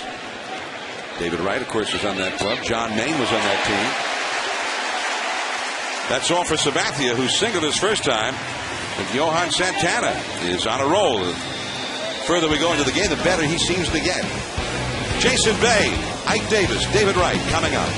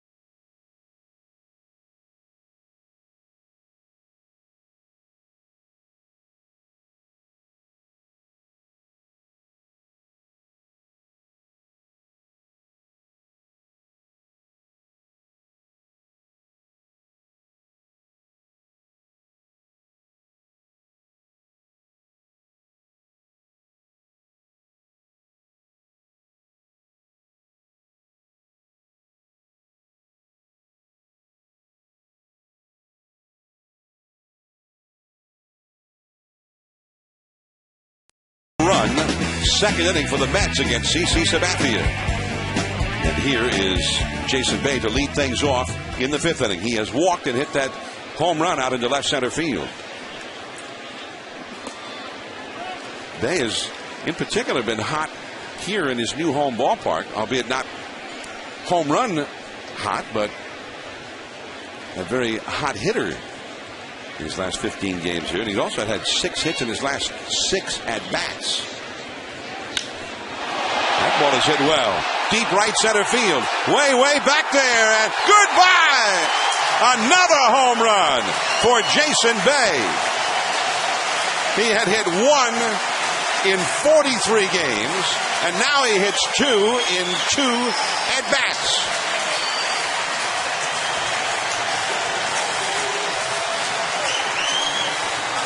Well, Jason Bay has always showed that he could go the other way and drive the ball as he does here. A lot of guys that go the other way, it's a line drive or they do not drive the ball. But he can drive the ball in all directions, which is one of the reasons the Mets wanted him. He had 36 home runs, 119 runs batted in last year for Boston. To go opposite field into the bullpen like that in this ballpark, that's pretty impressive. I think that's why Rod Ross was smiling at him so much. Boy, you know, hit it out the left here, but hit it out the right, you're strong.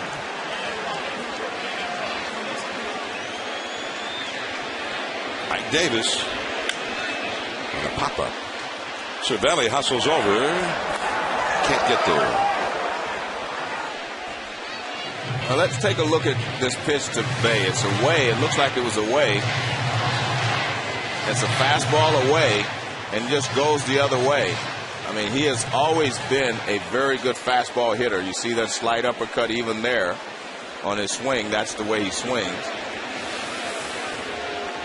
And just drives it out of the ballpark. As John said, that's a long way hitting it to the opposite field here in Citi Field.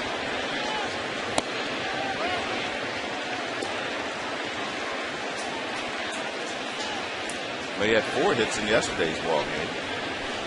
So he's hot. It's almost like the final piece of the mysterious early season of a proven slugger, Jason Bay. Because it wasn't so long ago he wasn't hitting for batting average either. He wasn't just not hitting at all. And now he got the average up, getting base hits, singles, doubles, that sort of thing. Now the power has arrived. Well, he has always been a streaky hitter. You know, when he gets hot, I mean, he's on fire. And right now he seems to be on fire. And that bodes well. If he can stay hot and you get Jose Reyes to get on base, the Mets could score a lot of runs. Mike Davis hitting that slider to shallow right center field, and it drops! Brett Gardner was playing very deep for Ike Davis and could not get there. And Cano tried to make that over-the-shoulder catch, and nobody could get it. Cano was the closest one. Well, I don't think he could have dropped this any more perfectly than Davis does. I mean, it's right in between. You see, Cano goes out right away. He didn't hesitate. And Gardner saw he couldn't get there. Swisher couldn't get there. The only one that had a chance was Cano, and he couldn't make the catch.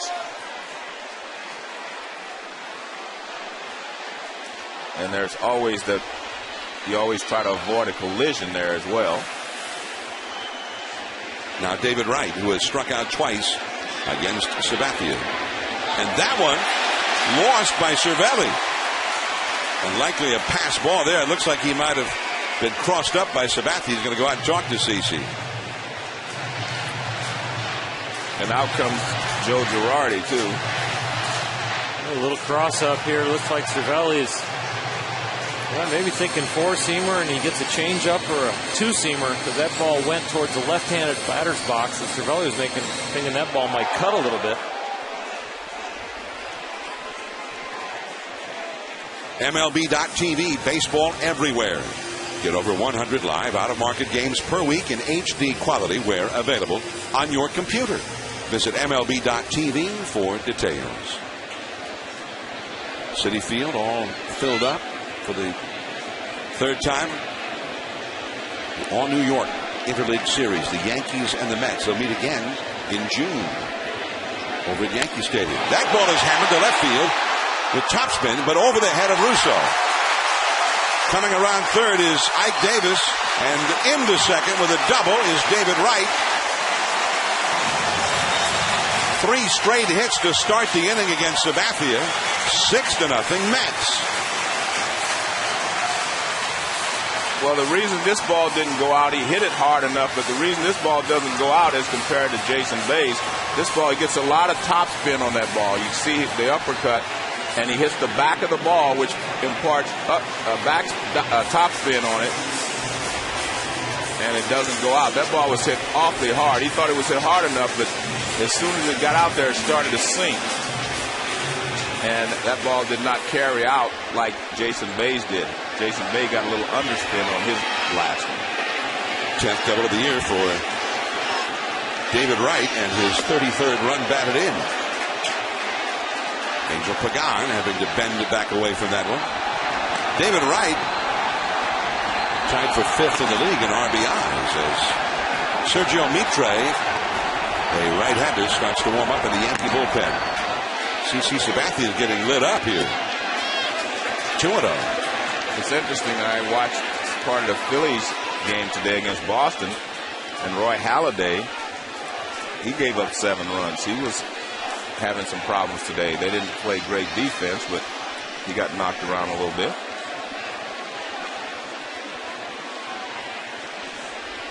CC Sabathia getting knocked around by the Mets.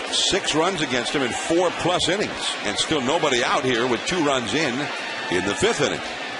He hasn't won in his last 3 outings. Had a loss and 2 no decisions. His last outing he left leading 5-1, and the bullpen gave it up. And he gave up 1 run in 7 innings. But tonight he just does not have it. The location on the fastball has been slightly up and towards the middle of the plate. The breaking ball has been there, but it's not real extra sharp. It doesn't have that extra gear that really gets the hitters off, and the changeup really hasn't been there. With 6 runs allowed, that equals the most he has given up in a game this year. 2 starts ago, the Tigers put a 6 spot on him. He went 6 innings in that game and left the game trailing 6-0. That's kind of where the Yankees started struggling. They lost 3 out of 4 in Detroit. They took 2 out of 3 this past weekend from the Twins. Cervelli may have something in his eye back behind the plate. And Gene Monahan. And this warms the hearts of a lot of people, I think, seeing Gene Monahan back in the dugout, the veteran trainer of the Yankees. He's been battling for his life against cancer, but back in the dugout now. He's the Yankee trainer. Out to see if he could be of some assistance to Francisco Cervelli. 3-1 the count to Angel Pagan. David Wright at second base.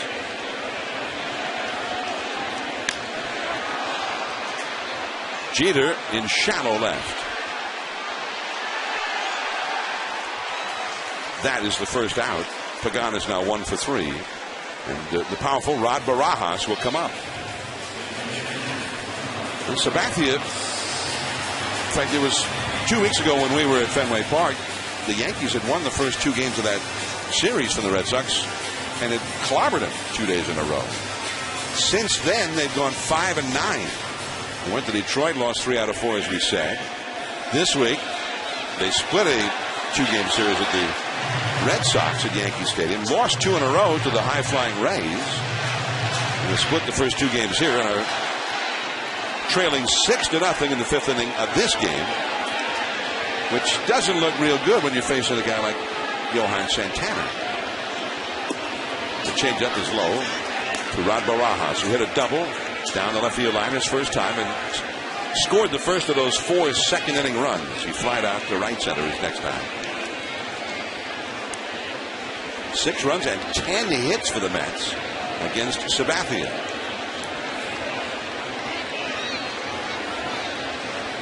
You talk about the New York Mets and you talk about what could turn this season around. They're sitting in last place, 6 games out. But if David Wright gets hot, Jose Reyes gets hot, Jerry Manuel now has some pieces to work with. And then you talk about, some of the pitching, Santana, Pelfrey. The rest of the rotation is going to have to get healthy and get it turned around. But they were 5-11 in 1-run games coming into the night. So they're real close to flipping this over if some of the bats can wake up and they can get some consistent starting pitching. If Jason Bay starts hitting the ball at the ballpark, he's got 4 hits last night. Very, very hot. Mike Davis, the 4-hole hitter, the rookie, smiling and relaxed now. Well, they also have a kid, Daniel Murphy, down in the minor leagues. Murphy went 5 for 5 today in Port St. Lucie. Hit a home run a couple of days ago, so they're thinking about moving him up to Buffalo. So he could come up and provide some offense as well. The first place Phillies here starting Tuesday for a 3-game series, as they are going to walk Francoeur intentionally with the pitcher Johan Santana on deck. So they'll have a chance to do something head-to-head against the first place Phillies for the next 3 days, or the next 3 home games starting Tuesday. Atlanta, second place in the division. Florida and Washington tied for third. The Mets last place in the division, but if they win this game, they'd be only 1 game under 500. Now the key with the Met turnaround then, it goes to the pitching. If the offense can get going like we're seeing tonight, he's got Santana and Pelfrey, and then John Maine has gone on to the DL. Neese is out. He's on the DL. Oliver Perez has been shipped to the bullpen. R.A. Dickey is now in the rotation. So they're going to need some help, and they're going to need some patchwork in that rotation.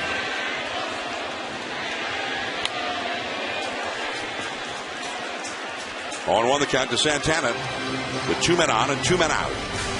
When the year began, it was Santana, Pelfrey, John Maine, Oliver Perez, and Jonathan Neese. Well, both Neese and Maine are now on the disabled list, and Perez has been moved to the bullpen. He was so ineffective as a starter. So already the rotation has become a shell of what they had hoped to see at the beginning of the year.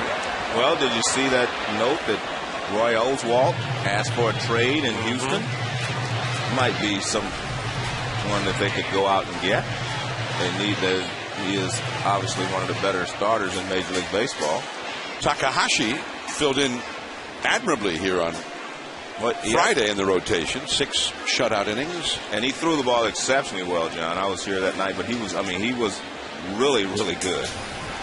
He was a starting pitcher in the Japanese leagues before he came over here. He'd been a reliever for the Mets, but seemed to be very comfortable as a starter. And R.A. Dickey, a knuckleballer, had been brought up. Raul Valdez may make a start for them with the Phillies in town here. They have the young 20-year-old flamethrower in the bullpen, Mejia, who was in last night in relief and very good in the setup role, but they're thinking at some time maybe they might take him down to the minor leagues and extend him out, thinking that his long-term future could be as a starter. I don't think that could help him as much this year, though, because it takes a while to develop stamina, to be a starter. I mean, it's something for the future. I'm not so sure that you do that even now, because you're not going to get much dividend out of it for this year. You may be able to prepare him for next year to be a starter. Didn't work that well a couple years ago with Jabba Chamberlain when the Yankees tried to do that at midseason. We're headed to the 6th inning. Jason Bay having his biggest night as a Met. 2 home runs against CC Sabathia.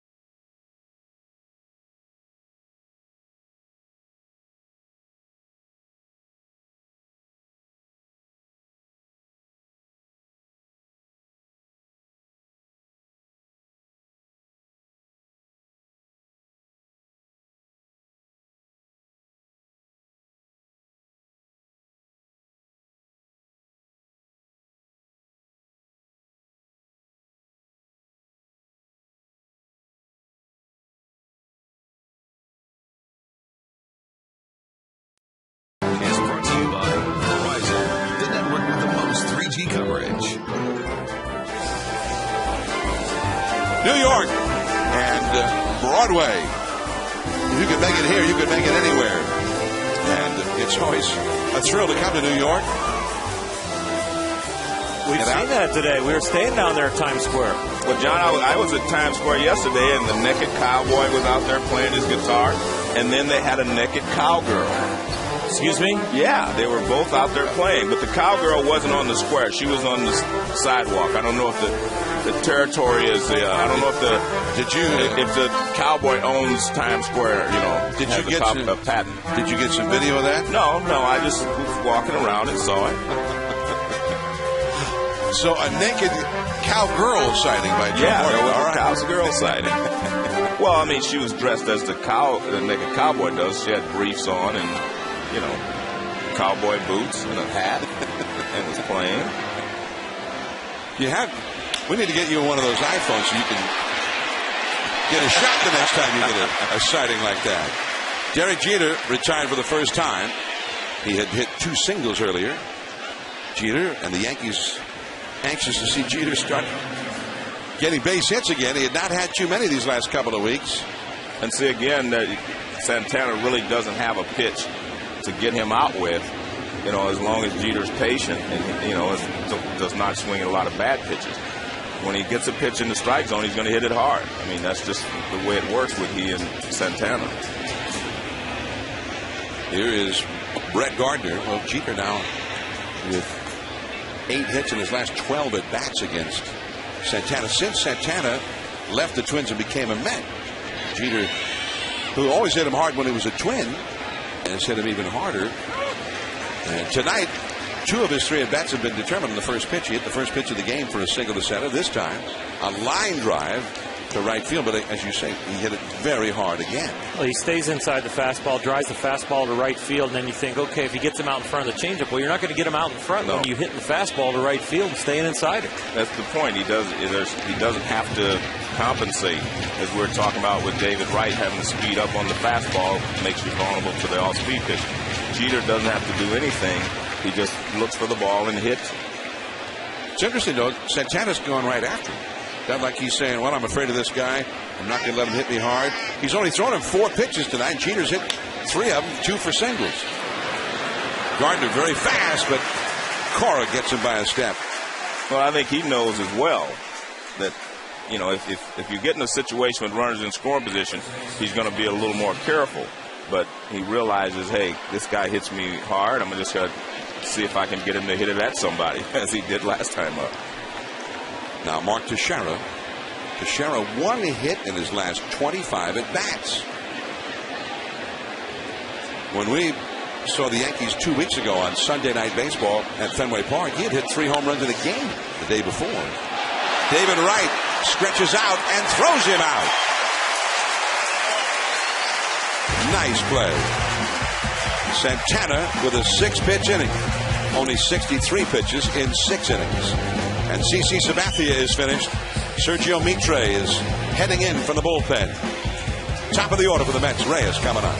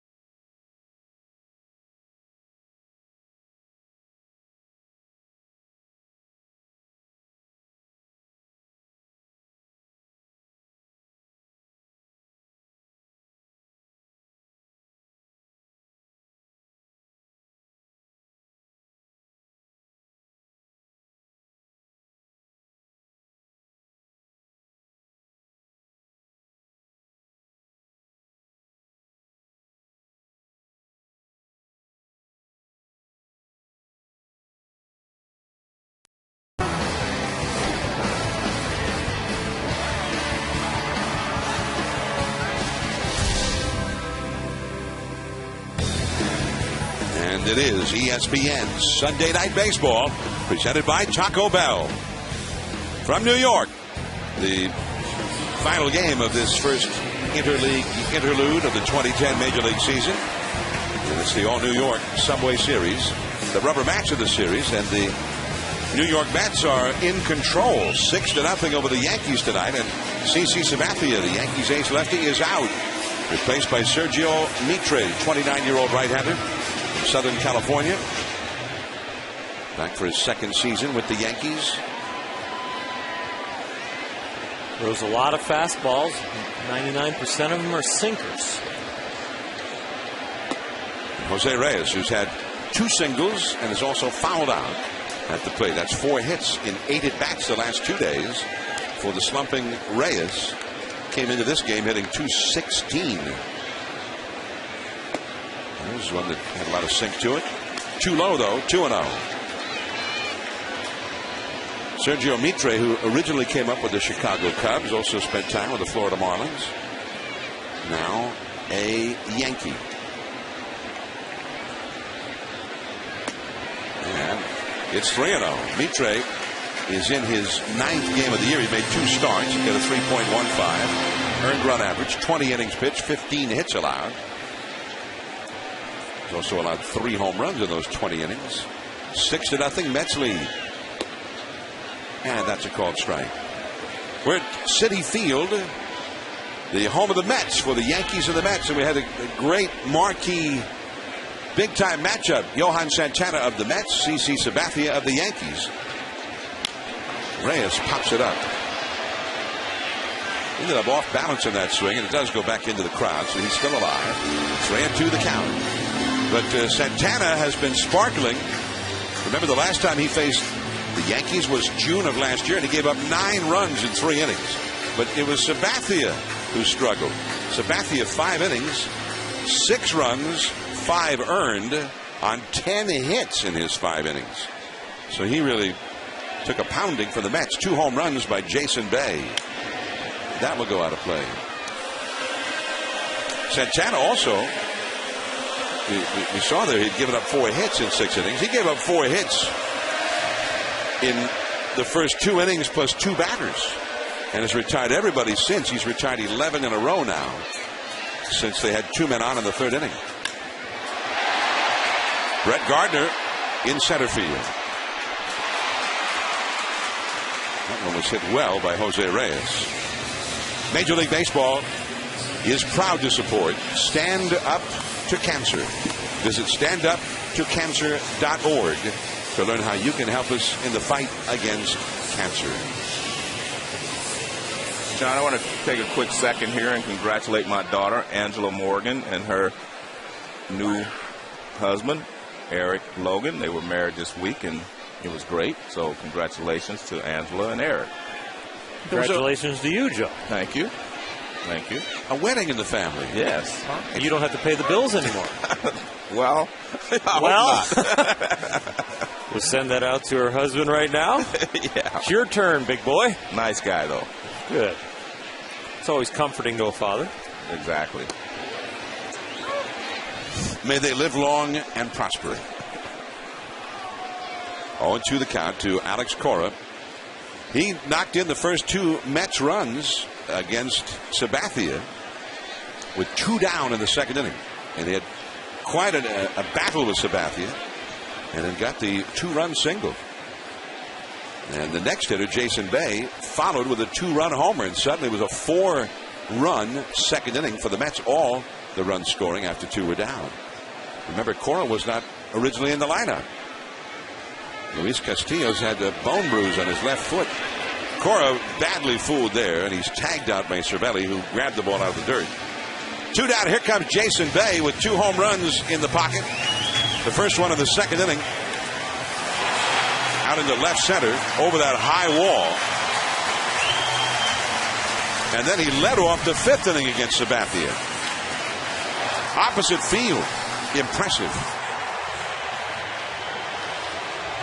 He has tripled his home run total for the season in his last 2 at-bats. He hit 1 in the first 43 games, and now he's hit 2 in a row and has 3 overall.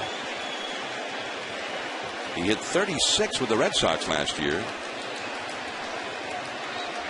It's hard to say how this ballpark would affect him. Oh, man, he got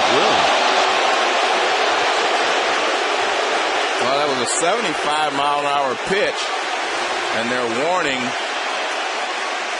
both benches. Plate umpire Marvin Hudson immediately stepped out and pointed to the Yankee dugout and then over to the Mets dugout, issuing a formal warning from the umpires. Well, Joe Girardi says, you know, if you can read lips, it was a breaking ball. It definitely was a breaking ball. You got to be able to read the spin on that ball. It just came out the top of his hand and never had a chance to break back over the plate.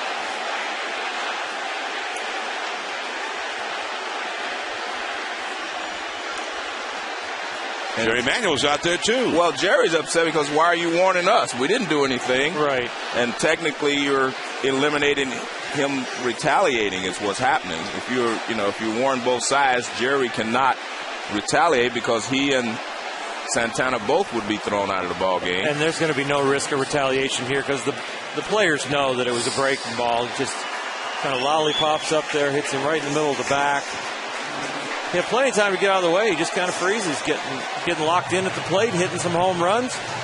Hot yesterday with 4 hits. Well, maybe that'll get the rivalry going again. Let it calm down a little bit. So Bay is aboard, talking it over with Mark Teixeira.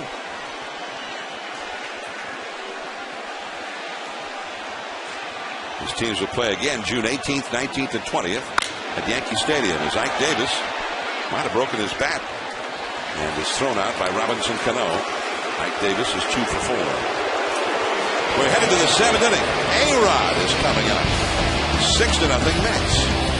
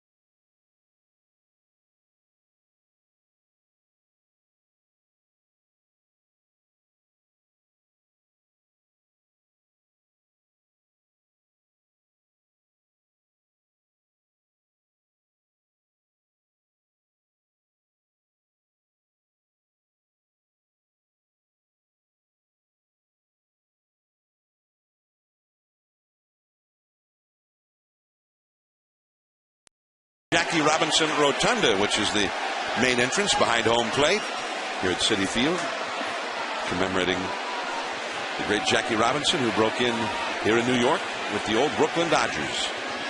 A-Rod fouls one away, and it's a little electricity pulsing through Citi Field after Jason Bay, who hit 2 consecutive home runs, and he got hit by a pitch.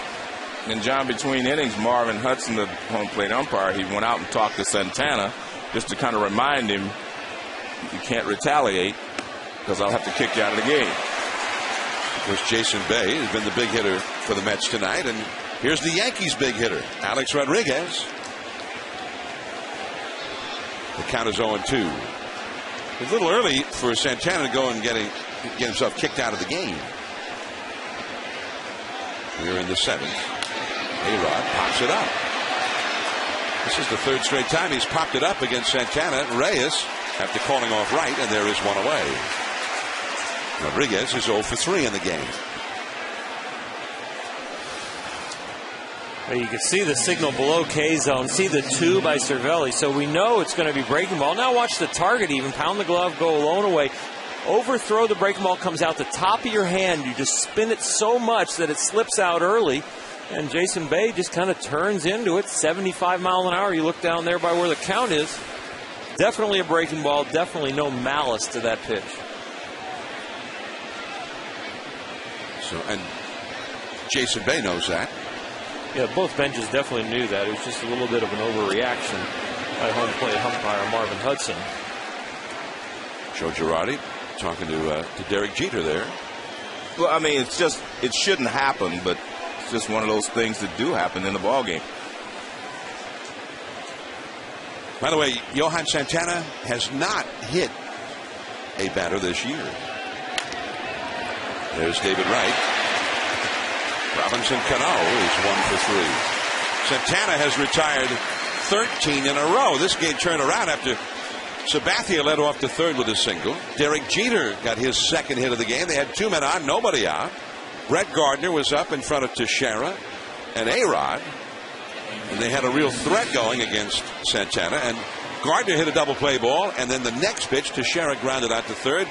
And that was it. They have not had a base runner since. And some innings he's made it look almost ridiculously easy. A 7-pitch 4th, a 6-pitch 6th. And he's gotten the first 2 outs on 5 pitches here in the 7th. You might be at home. You might be at home as a fan and thinking, you know, where's that grinded out Yankee lineup? But when you know Santana's on the mound, you know he's going to attack the strike zone. The Yankee strategy has been to jump on that first fastball that they see, and Santana has made quality pitches, and he has a quality changeup tonight. So he either gets right ahead of him and then gets that changeup going and gets him out. Nick Swisher has flied out to right field and lined out to left field. Santana has been so on top of his game. He not only has not walked anybody, he has not even gone to a 3-ball count on a single hitter until now.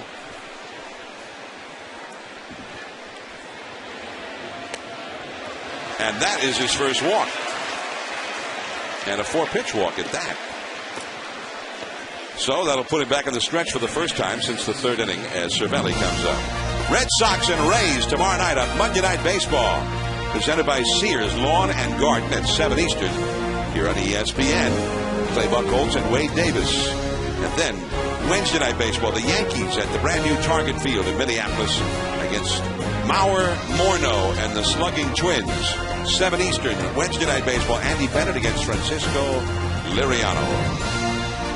Couple of good matchups. And for the Red Sox, even though it's still fairly early in the season, they've only played 45 games. They need to cut into that Tampa Bay lead a little bit. The Red Sox, even after their win today in Philadelphia, they're 8.5 games back of Tampa Bay. The Red Sox, the last 2 days, playing the National League champion Phillies. And they just shut the slugging Phils down. Daisuke Matsuzaka had a no-hitter until 2 down in the 8th. Saturday, pitched a 1-hit shutout for 8 in that game. It ended up being a shutout. And then today, Tim Wakefield had 8 shutout innings against the fighting Phils. And in that ballpark in Philadelphia in the daytime, that's pretty hard to do. Pretty impressive. Yes. You see the standings. The Rays are 32-12.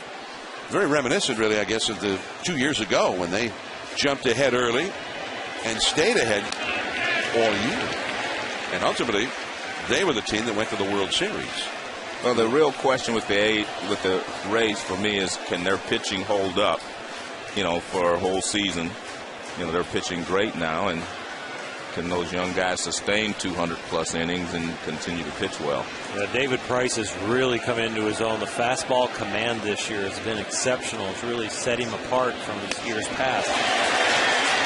Last year, the end of the year, it started to come, and he was hot, and he's taken it right into the 2010 season. But like normal, they have a lot of ways to score runs. I think that's what's impressive to me.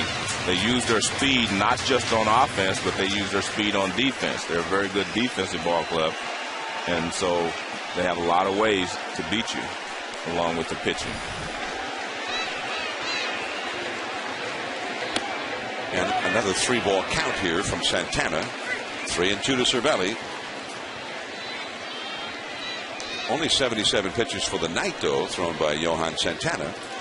6-0. The Mets lead the Yankees here in the 7th. And the Yankee bullpen has some action going. You got Cervelli at the plate, Russo on deck, and then the pitcher's spot after Russo. Swisher at first. He runs. That one is hooked down the left field line deep into the corner. That ball is a fair ball. It's in play. It's only going to be a single for Cervelli. Coming all the way around to score from first is Swisher. Third base umpire Todd Titzner made the call.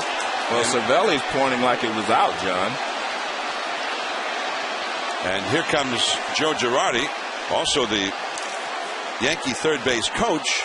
We can't see the corner. Rob Thompson is arguing with Titzner.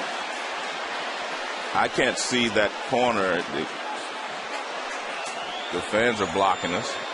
Cervelli talking it over with the Yankees first base coach there, Nick Kelleher.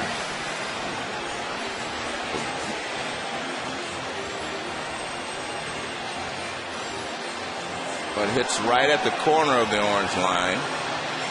Right at the top. Yeah. The interesting thing is if it hits the foul pole, it's a home run. But does it just hit the wall and the line? Well, it's away from the foul pole, so it couldn't have hit the foul pole. Yep. It hit the corner of the orange line and bounced back. Well, they're going to go look at the video replay. So they're going to go look. I guess they'll see what we just saw.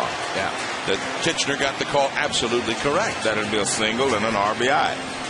And Cervelli, I didn't see Cervelli running,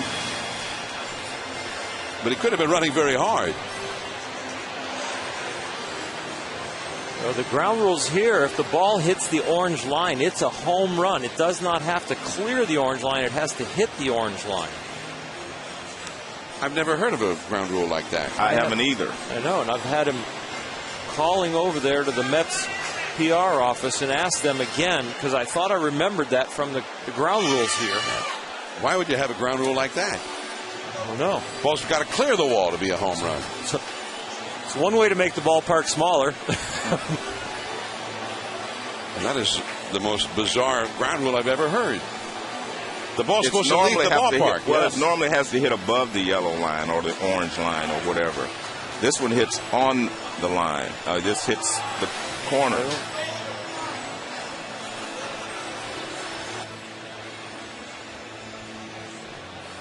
I mean, the only point of the line is to give the umpires a delineation of where the wall is. We're getting multiple interpretations, actually, believe it or not, from the Mets PR, and they're not even sure right now.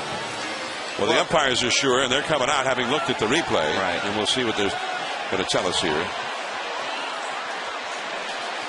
Maybe they're going to tell us. They're saying no. It's safe. That means it's a single. That's what I think has to go out. Well, that's exactly what we saw. Yep.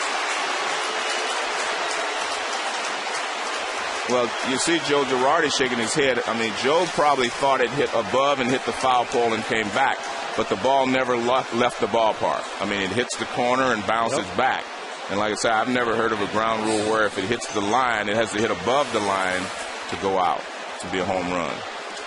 That's what I've always thought, and I just couldn't believe they were getting an interpretation from the Mets that was the case. So apparently we were getting some bad info from somebody who didn't really know what they were talking about. Because the only point of the line is the umpire look at, that's the top of the wall. If it hits over that line, that's a home run. It's got to leave the ballpark to be a home run. A lot of ballparks we've seen where the chair railing, if it's in the other parts that you can see at times. It hits right there. Yep. It would have had to hit up above there in order to be a home run. So a long single for Cervelli. And again, I was not watching him run. I watched the flight of the ball and watched for the umpire's call. But I was a little surprised that Cervelli was just to first base. He is a catcher, I know. Well, he felt like he got enough of it, I think, to get it out of the ballpark. Yeah, his first 15, 20 steps, he was just watching the ball. He was running, but about a half speed. It doesn't look good when he gets a single when the runner on first scored. He was running with the pitch on a 3-2 count. Especially with 2 outs here, he should be in scoring position. So it'll really look bad if Russo gets a single here. Russo has flagged the center and struck out. 2 down. Santana looking vulnerable for the first time tonight.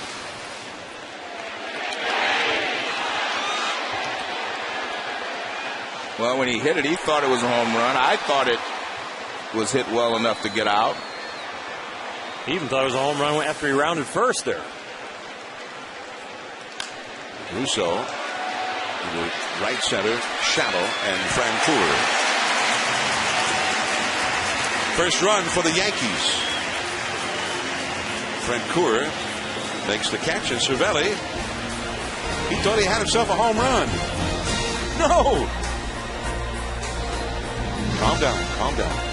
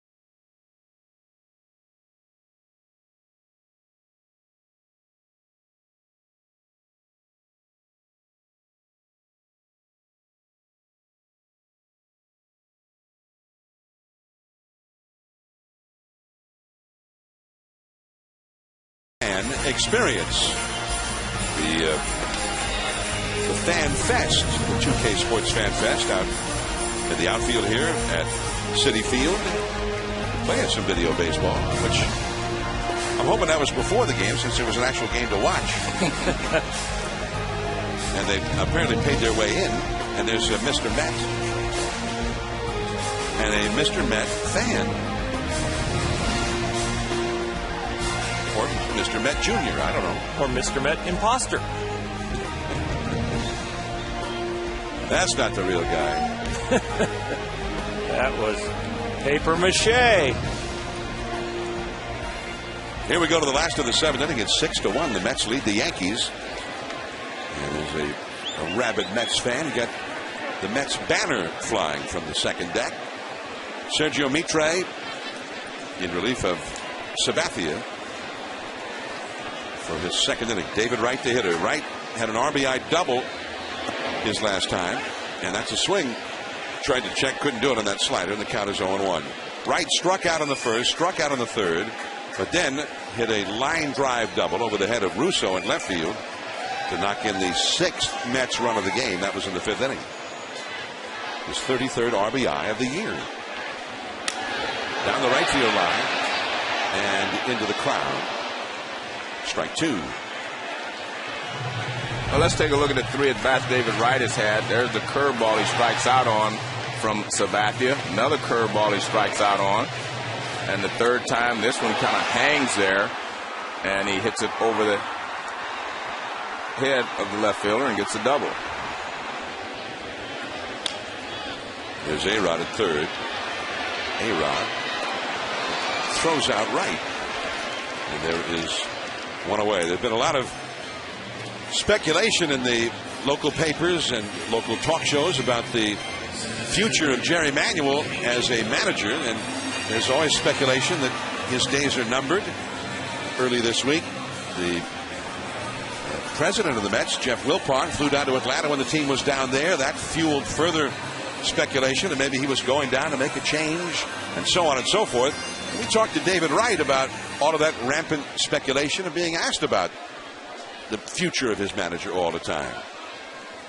It's nothing but a distraction. You know, it's that's the last thing that we as players want to answer. You know, questions about is you know, about the manager's future or coaches' futures. I mean, it's about winning games. If we can go out there and win games, then we don't have to answer any of those questions, and we understand that. And it hasn't become a huge distraction, but at the same time, you know, we understand that it's all about winning. And if we don't win, there's going to be changes.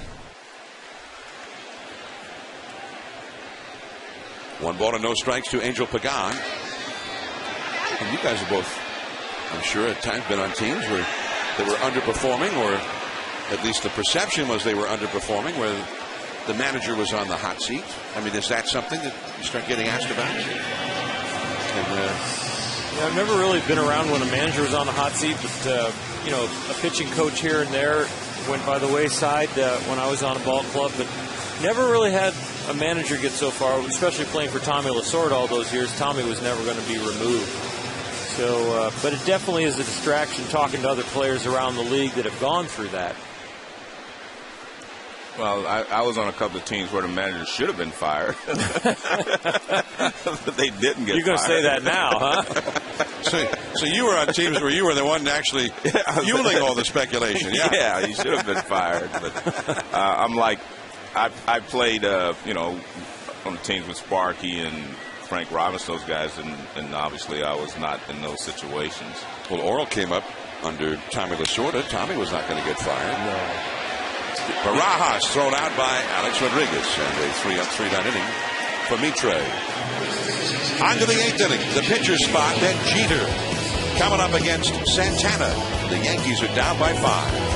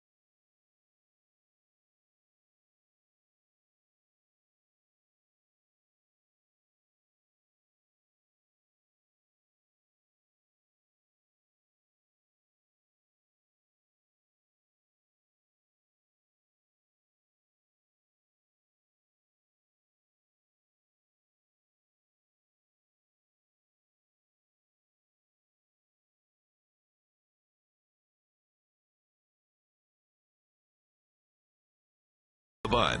And in part by Kingsford Charcoal, Slow Down and Grill. And the new Ford Fiesta. It's a pretty big deal. Now, I don't want to say that they drive fast here in New York, but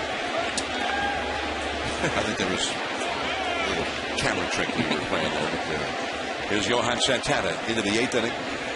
Nobody was driving fast when we came over to the ballpark this afternoon. They had a parade. I think it was the Israeli Day parade on Fifth Avenue. And you couldn't get from the west side across without going way north in Manhattan. Well, Joe and I came over in a helicopter. It was fine. Not a problem. There's people out there believing that right now. 3-0 the count to Marcus Thames, who is the pinch hitter for Sergio Mitre. Thames unable to play in the field right now because he twisted his ankle, and he did it in a very novel way. That's ball 4, so he draws a walk on 4 pitches to start the inning. Well, Santana's lost it all of a sudden. This was 4 days ago. Watch what he does with the bat. He's heading to first base, and ow! What was at Yankee Stadium? I talked to him about that today. I said, I've never seen that happen before. How did that happen? And he said, well, the bat was spinning, and he was trying to decide whether he was going to run through the base, if the guy caught it on the left side, or around the bag. And he said by the time he looked up, the bat was right there. That was in their loss to the Tampa Bay Rays. But Joe Girardi told me before the game that he's getting better, and he is letting him run the bases for himself here. After the walk, Derek Jeter, who's had 2 singles and a line drive out to right. And I was asking people, and I asked you guys who played all those years in the big leagues, I asked Joe Girardi, and asked everybody I came upon if they'd ever seen anything like that before. Guy stepping on his own bat. Well, I have never seen it. That far out of the box. Yeah, that far out of the box. I've never seen it before. Nobody's ever seen it. Girardi even told me that he asked Don Zimmer, who's now an advisor or consultant for the Rays, 62 years in baseball. Zimmer said, I've never seen it. Well, first of all, you usually do not throw the bat down the first baseline. You usually throw it, left or right. Jeter got jammed. And they're just going to get the one. Cora tags out Marcus Thames. Jeter safe at first on the 4 side. We go to the studio to Steve Berthume for a Sports Center right now.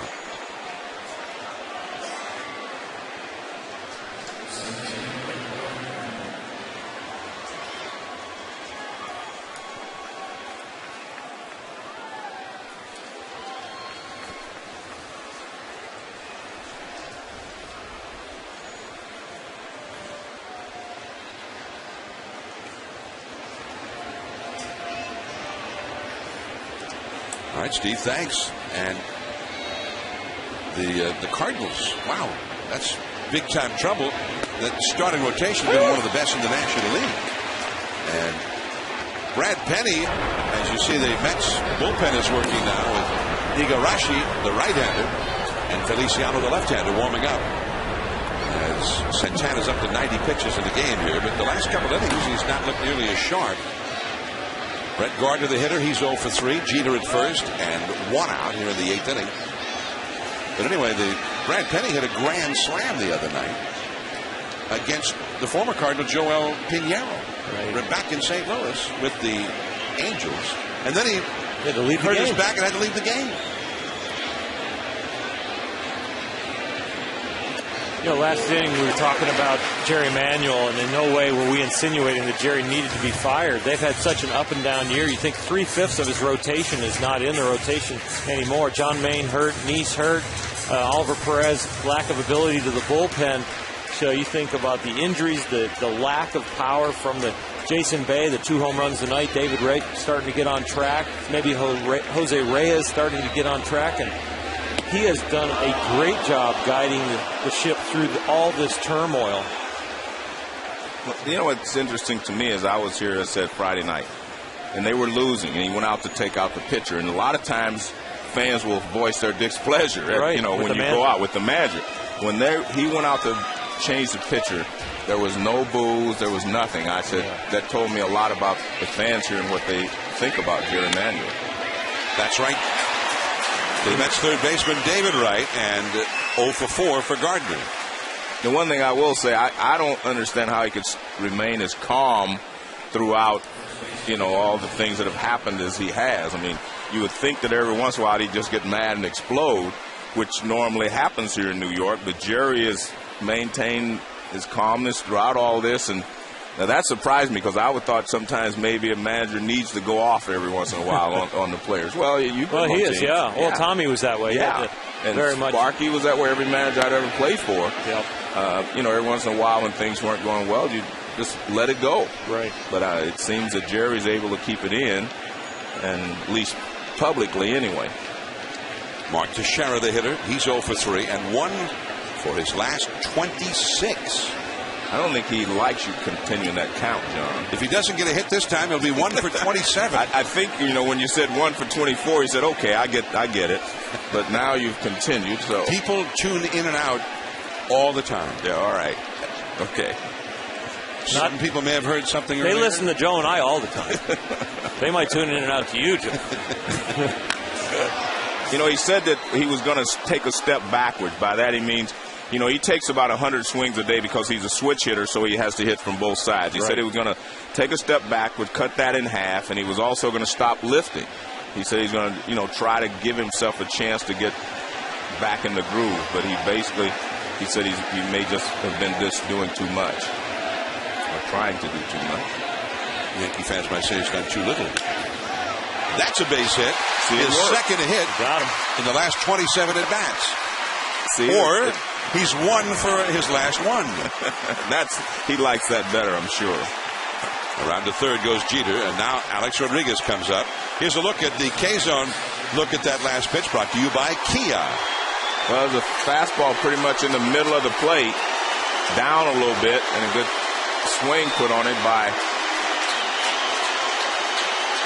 Teixeira. See, that's not that uppercut swing we've talked about. That's a nice, smooth swing there by Teixeira. And a nice line drive in the right center field. So now, here is Alex Rodriguez. And suddenly, the Yankees could project themselves back into this game if A-Rod were to launch one.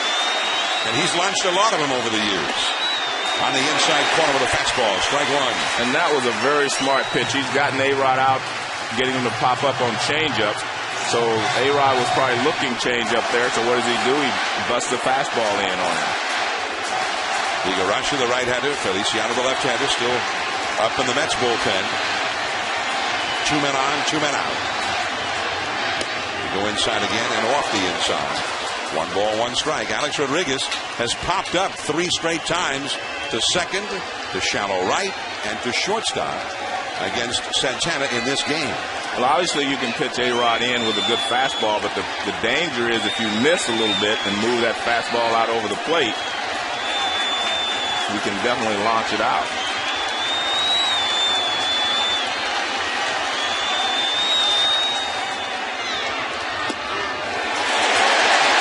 Fastball away in the outer half.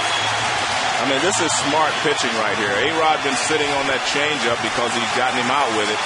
And he's thrown the fastball in, and now back away. But he's thrown him 3 straight fastballs, so he could probably throw him that changeup if he wants to. This will be the 102nd pitch of the night, thrown by Santana. Jeter at third, Teixeira at first. 6-1 Mets. He goes inside, off the corner. You've got to have a good eye to take this after he's pounded you inside a couple of times and then gone away. Yeah. Well, Santana thought he got it close enough. Everybody's standing at Citi Field. Yankee fans and Mets fans.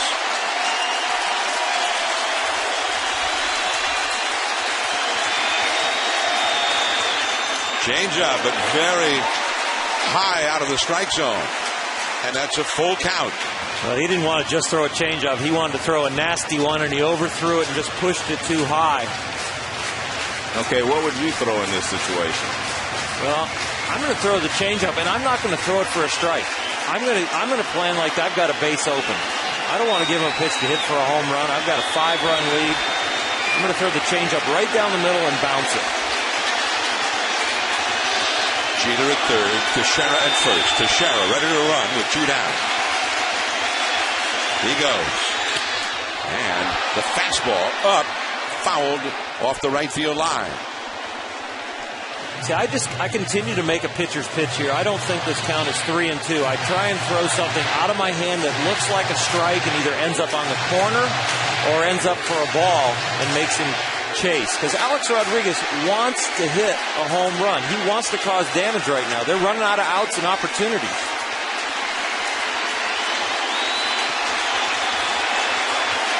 Two on, 2 out. 3-2 to count. Teixeira runs from first. And there's that changeup down near the dirt, and it goes for ball 4. It's a great take. And Jerry Manuel immediately out of the dugout with the left-handed hitting Cano coming up. He's going to bring in the left-hander, Feliciano. After not going even to a 3-ball count, much less walking about it, not even going to a 3-ball count until the 7th inning, he's gone to a 3-ball count 5 times in the last 8 hitters. And he has walked 3 of them. So Santana, what's he got up? Around 90 pitches. He was not the same pitcher. But he departs, having allowed the Yankees only 1 run in this, the rubber match of this Subway.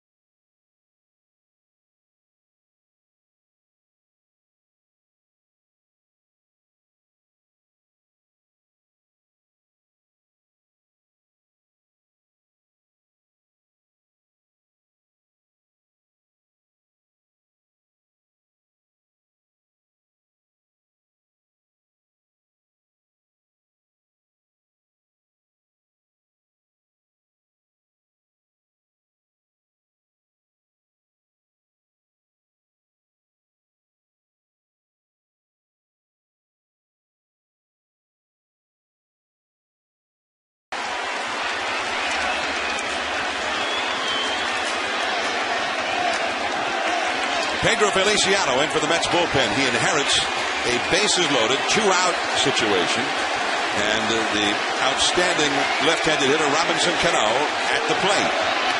And he spins a little frisbee over the outside for a called strike. Well, he came in on Friday to pitch to Cano with the runners in scoring position. And with the runners, he struck him out. And it was the same type of pitch. He threw him a lot of breaking balls. And he was able to strike Cano out. 2 down, 3 men on. And there's another one. Strike 2 call. This is pretty much the way he tried to pitch him on Friday to make sure that he forced him to hit a breaking ball. Cano with 1 hit in 6 career at-bats against Feliciano. And the 1 strikeout was Friday night. Jeter at third, Teixeira at second, Alex Rodriguez at first. 6-1, the Mets are leading. Cano, one of the top hitters in the American League, pops it up. Ike Davis. 3 straight breaking balls. 3 men left on. And perhaps the Yankees' best shot to get back into it has come and gone.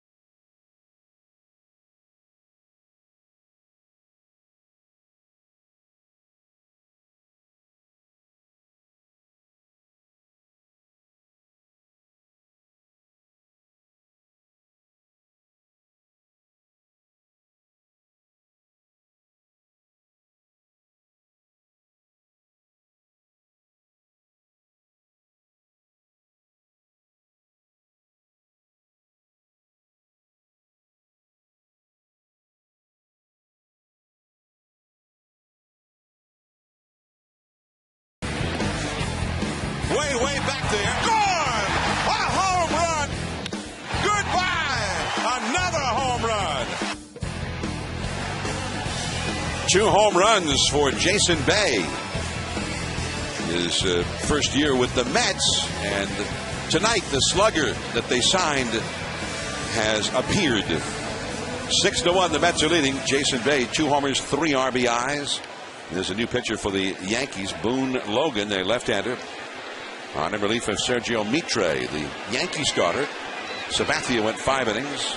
Gave up 6 runs, 5 earned on 10 hits, including those 2 home runs by Jason Bay. Jeff Francoeur.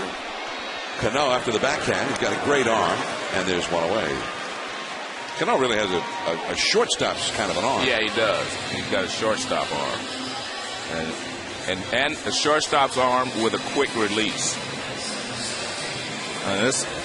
His defense has caught up with his offense. That's why he's such a great player now. And he has a chance one of these days to not only lead the league in hitting, but to be the most valuable player in the league. I think he has that kind of ability. Well, that was why it was such a dramatic moment. Feliciano came in, the specialist, to get him out with the bases loaded. That was the Yankees' shot to start to project themselves back into the game. As Fernando Tatis swing on the appeal ruled by Darrell Cousins, so it's 0-1. Tatis pinch hitting for Feliciano.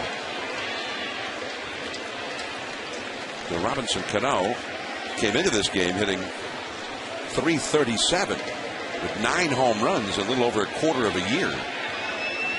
So that's one thing we've seen from him. The average generally has been high, and he seems to be adding more and more power. So much was made of coming out of spring training of him taking the responsibility of protecting Alex Rodriguez. They said it was his time to shine and to step up and take a major role, move up into that key spot in the order to protect Alex. And he not only protected him, but with 9 home runs, he leads the Yankee team. That's a pace for more than 30 home runs. We'll see if he can keep it going the whole year. But that's Chase Utley-like. Yeah. Well, they thought he could handle it. That's why one of the reasons they didn't re-sign Matsui, who had been behind A-Rod protecting him. They thought Cano could do it, and I think they're right. And without Matsui, the MVP of the World Series, also without Johnny Damon, who was the number 2 hitter back of Jeter last year, and in front of Teixeira and A-Rod. Meanwhile, people got the little different looking Mets. Little good mood going on in the Mets dugout. Having many shots like that of them relaxed and smiling over there. Tatis with a base hit to left field. Russo cuts it off. Tatis is aboard, and now Jose Reyes, who's had a couple of hits tonight, coming up. Johan Santana had quite a night. Yeah, a breaking ball right there. He was on top of all his different pitches. A fastball up. The changeup was one of the best one.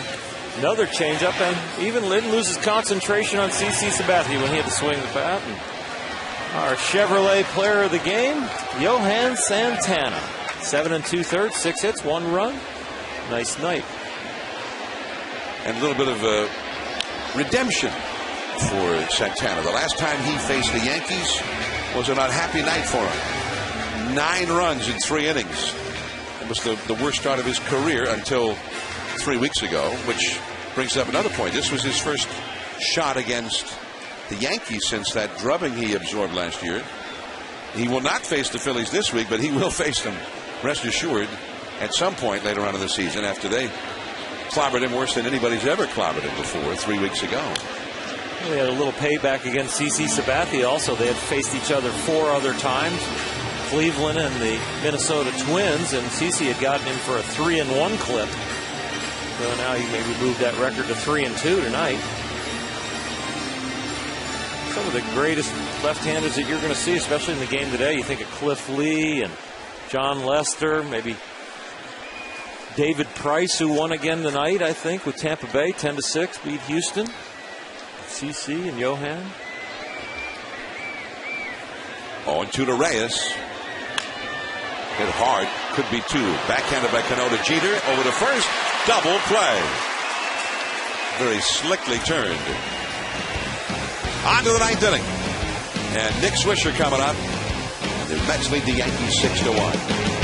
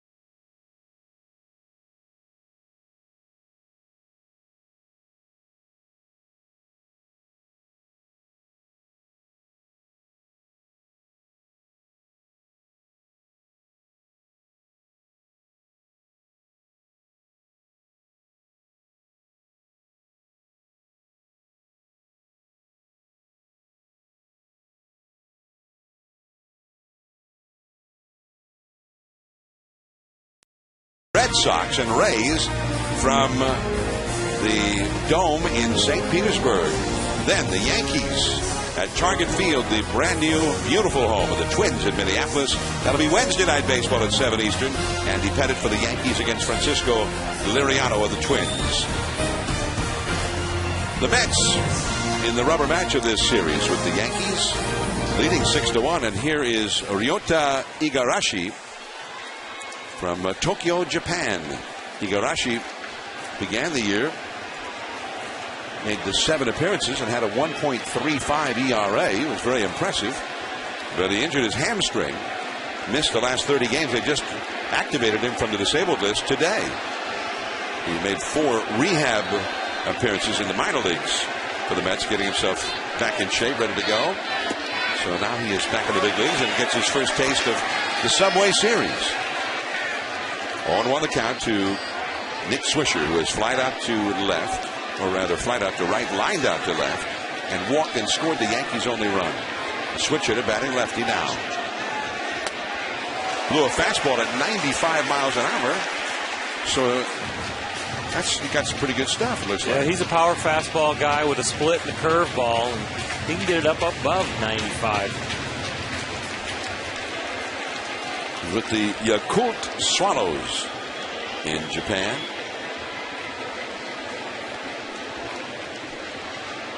And he was a strikeout pitcher in Japan.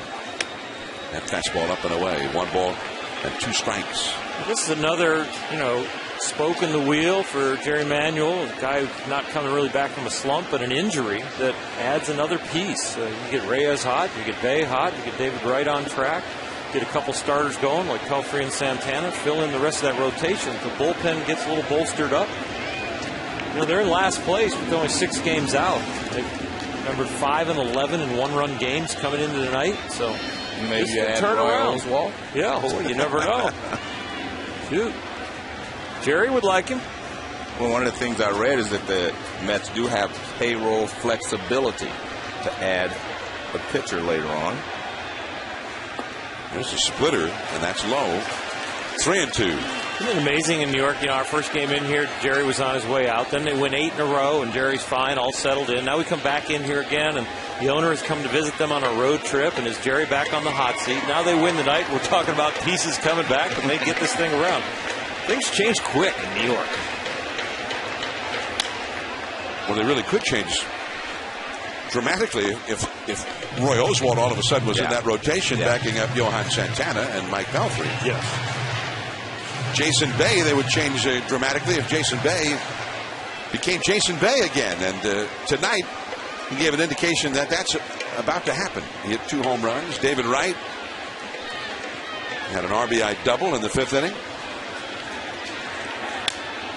And what about Carlos Beltran? Wither Beltran. 2 hits for Jose Reyes after a 2-hit game last night as well. So some positive signs there for a key member of that lineup at the top of the order, the man who seems to get everything going. 3-2 the count to Swisher. And Rod Barajas having his best career year offensively, signed for his glove and his ability to guide a pitching staff, but the offense is there. Just a bit outside. How is Uke feeling? We got a good report on him when we were in Milwaukee. Apparently he was at the game that night. Yeah. When we were there last Sunday, which is a good sign. John, I want to give a quick get well to Mickey Morabito, the traveling secretary of the Oakland A's. He used to work for the Yankees as well. And to Joy Neiman, she's the mother of Randy Neiman, the bullpen coach for the New York Mets. They both Randy wanted me to wish her well. I saw Mickey Morabito Friday at the Oakland Coliseum for the Bay Bridge series, the Giants and the A's. Yeah, a lot of people forget he used to work here for the Yankees years and years ago. He was here a long time. Here back in the 70s. Mickey Morabito has been a fixture in Major League Baseball for a long, long time on both coasts.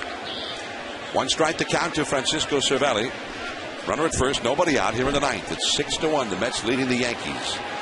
And Ryota Igarashi, one of 2 Japanese imports in the Mets bullpen. That's a single for Cervelli, his 2nd straight hit. And looks, Neiman's going to have somebody up out there in the bullpen.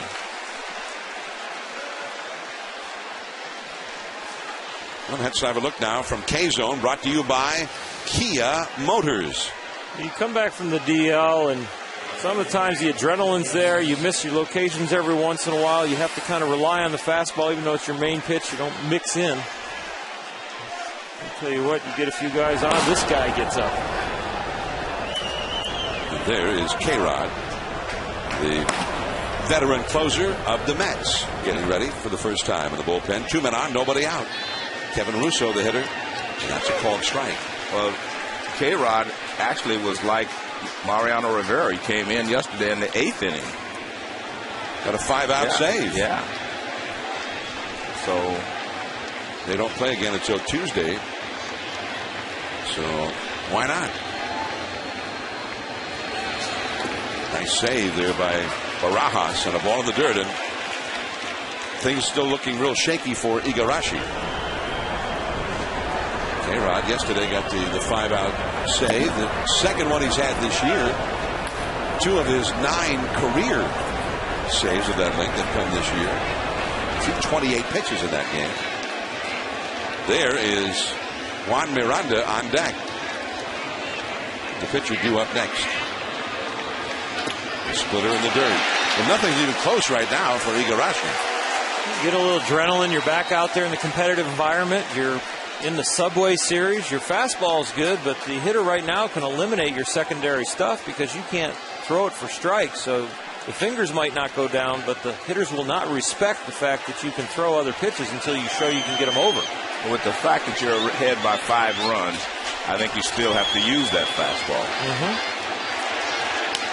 And the fastball up in the zone, fouled out of play by Russo. And I think even again, you have to go to the fastball because he's not able to get his secondary pitches over. Go with the fastball, and the worst thing you can do is walk hitters. Well, especially being able to throw at 95. He's still a very tough pitch to hit at that velocity. Gives a little bit more room for error. 2-2. 2 men on, nobody out. Look out. Wow.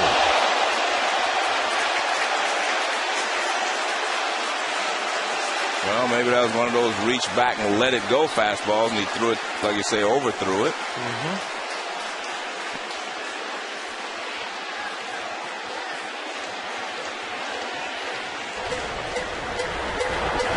K-Rod getting ready with a little more urgency perhaps now in the bullpen.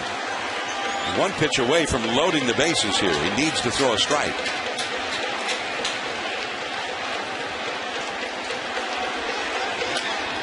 Right back to the mound. There's one at second, and he was all over the place. His control as a pitcher was all over the place, and his eyes were all over the place there. He actually looked at third base first before turning to second. The play was automatically just to turn and throw to second there. When the adrenaline's running through your body, this is what you talk about when the game is moving fast. The game right now for him is moving very fast. Nothing is coming naturally. He's back out in the competitive environment. He's glad to have his arm healthy. He's probably thinking about making his pitches, making sure nothing hurts. And now he's in a competitive situation, gets the ground ball back to him, and he does kind of flinch mentally to figure out where to throw the ball. The ball, I think, should have been a double play. So here, as the pinch hitter, is Juan Miranda. Cuban-born Miranda has shown power with the Yankees. And a foul straight back. He's had 22 at-bats, has hit 2 homers, a double and a triple already since being brought up from the minor leagues. Miranda defected from Cuba in 2004 to the Dominican Republic. Is now a citizen in the Dominican. He got up for a look-see with the Yankees both last year and the year before.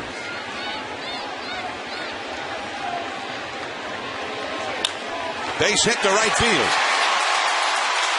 Swisher comes in to score. Russo stops at second. It is 6-2, and Derek Jeter is coming up.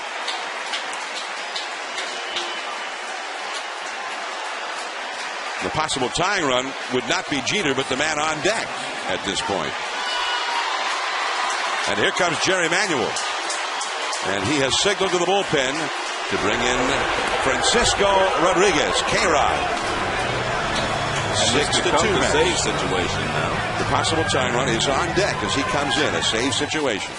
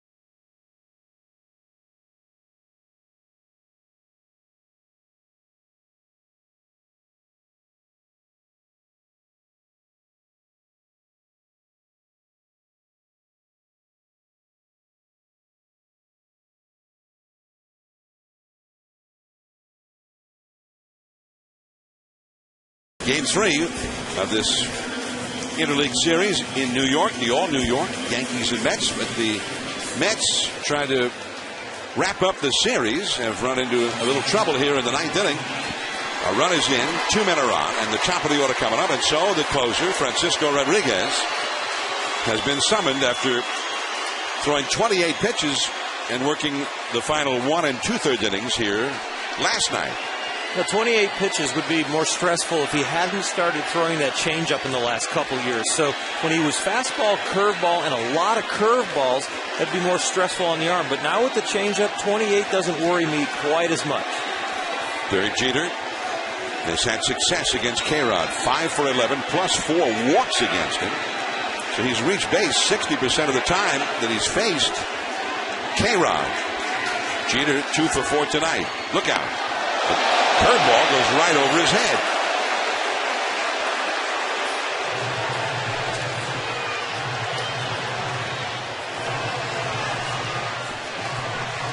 Both teams were warned after Jason Bay, in his first plate appearance after hitting 2 home runs, he got hit in the back, but with a 75-mile-an-hour curveball. So no intent there or here. But nonetheless, a warning was issued. That's a strike on the outside. No, off the outside. 2-0. That's not a strike on the outside. So he falls behind Jeter.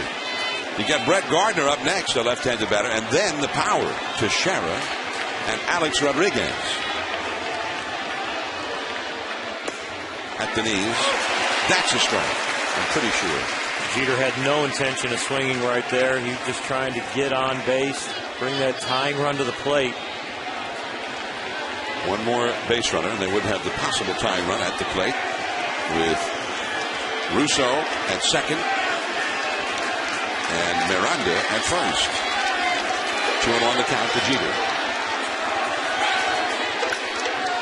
Along the right field line, foul. Did you see the game earlier this week in Atlanta? Atlanta was trailing the Reds 9-3 in the bottom of the ninth inning, and they scored 7 runs and won the game. Brooks Conrad hit a grand slam to win it. And a pitcher other than the closer came in because it was a big lead and got into some trouble. Some runs were on the board, and then the closer came in, Cordero, and he gave up the grand slam. 2-2 the count to Derek Jeter. And a pop-up foul and out of play. Wasn't that a ball that was deflected off a glove over the wall, too? Almost caught. Yeah. Came around first base, thought the ball was caught, kind of got depressed, and all of a sudden figured out it was a grand slam, and they won.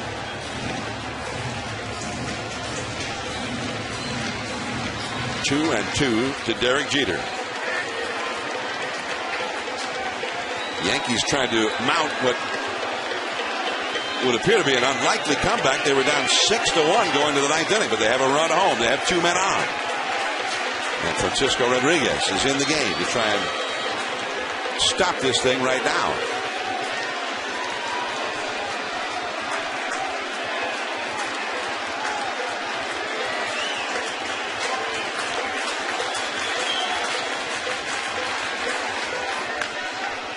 That is foul. So in the little breaking ball, and the count is still 2-2 to Jeter. Well, it appears to me that curveball, breaking ball is not as sharp as he would like it to be. But because Jeter's able to kind of wait on it and still make good contact with it. 2-2 the count. Jeter has already seen 7 pitches from K-Rod here. And it goes on. 6-2 Mets. Ninth inning. And the curveball that hangs inside. Now it's a full count. Well, you talked about the fact that he had a changeup now, but he's thrown all fastballs and breaking and curveballs to Jeter here in this at bat. So what are you saying? Well, that this might be a good opportunity to throw the changeup. And that ball he pulled foul might have been a changeup. I'm not sure if he overthrew a curveball and it stayed a little bit straight, or it was a changeup. But you're right. He's having trouble with the curveball. 3-2. And that ball is hammered down the left field line. That's going to be extra bases. One hop up against the wall. Bay plays the carom as Russo scores. Miranda stops at third. A double for Jeter. Now it's 6-3. And suddenly anything is possible in this game. Well, that's that curveball I said wasn't sharp. It's just rolling. And that one he started up, and it just rolled right into the strike zone. Look where it is, above the belt. And Jeter just hammers it. And this is why he is a good hitter. If the ball's away, it goes the other way, but you hang a breaking ball inside, and he will pull it.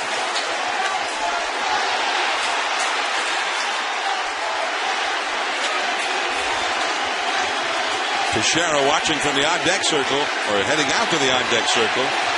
So the excitement building in the Yankee dugout. Here is Brett Gardner, 0 for 4 in the game. There's a real slow one that drops in there for a strike.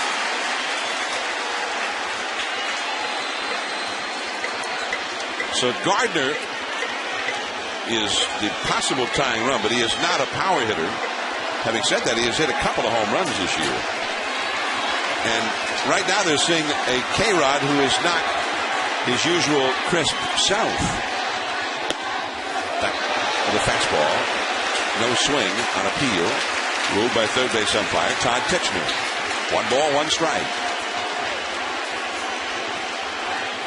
The Yankees, remember last year, their World Series championship year, they were the king of the comebacks, and they've had 12 comeback wins this year. I'm not sure how many of those have been comebacks like this one would be. At the knees. 1-2 the count. 1 out in the ninth inning. Well, Gardner might not have power, but if he gets a base hit, he's got 17 stolen bases.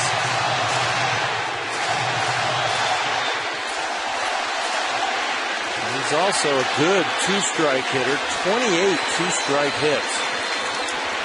Leads in Major League Baseball.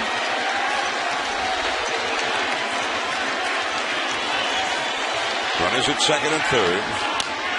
Slow chop. David Wright going to have to hurry. He's out! And a nice stretch there at first base by Ike Davis. Miranda scores, and Jeter stays at second. And here comes Joe Girardi. Gardner was hopping mad about the calls. Mick Kelleher, the coach, is right there with Darryl Cousins. Well, what they're actually arguing about is whether Ike Davis stayed on the bag or not. And I said it was a nice stretch because he helped right out by stretching toward the ball. And I'm sure Joe Girardi figures he had a good view of it because he's looking right down the line there from the third base dugout. And we'll take a look and see if he stays on the bag or not. Because if he catches the ball and he's on the bag, it looks like he's out. It looks like he stayed on the bag. Nice stretch. See, he's on the bag. Well, I think he's not out. I think he's out. No, I think he's out. I mean, maybe by 2 or 3 inches, but I think he's out. And remember, right there, the ball's in his glove. Well, the foot's on the bag. No, it's not on the bag. Roll it. See, now it's on the bag. It wasn't on the bag at first. If I'm a Yankee fan, I'm saying you can't tell that. Chopper, and that's going to be a hit with A-Rod coming up as the possible go-ahead run. The possible tying runs are on base, and Alex Rodriguez, one of the great sluggers of his time or any other time, coming up. Well, that's not what they wanted to Sheriff for, paid him all that money for, but right now it works. Take it. It works for them.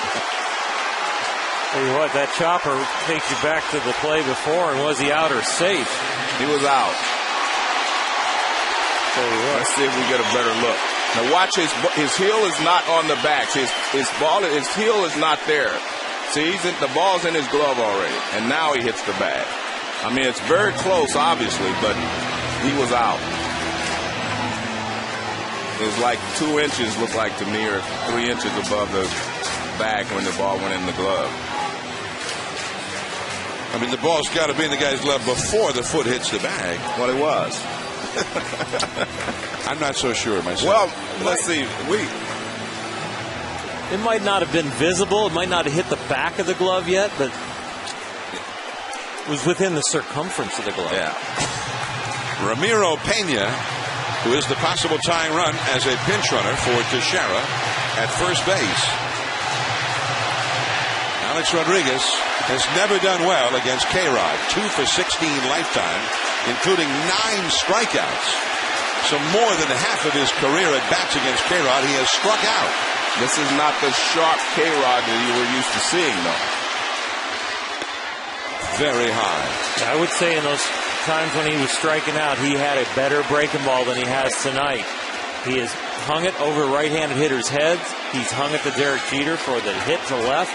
You haven't seen the real sharp one on the outer half of the plate yet. And even the fastball, we're getting it at 89 miles an hour. That's not the usual zip on his fastball. 6-4. 3 runs are in. 2 men are on. 2 balls and no strikes. And the Mets are playing very deep. No doubles outfield. They're trying to keep the ball in front of them. Keep it from over their head. Obviously, they would tie the score. Pena, a faster runner than Teixeira, is the possible tying run at first. We'll see where they are in the outfield. Ike Davis on the bag with Pena at first. Jeter, the runner at third. 2-0. Popped it up, foul, and back out of play.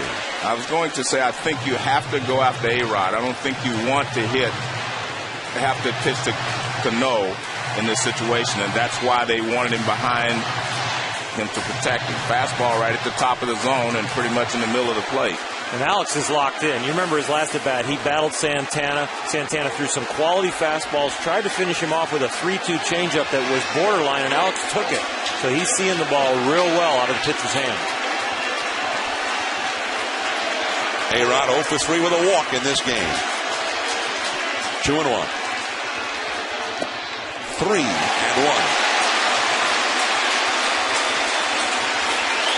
I think that was a smart pitch to try to get to 2 strikes before you even show him the breaking ball. It didn't work, but I think that was a good idea.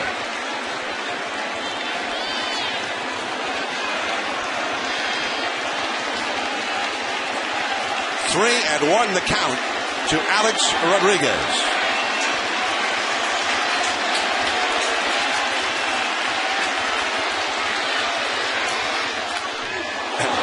play. And that might have been the one to hit. That was strength against strength, and that was a mighty swing right there.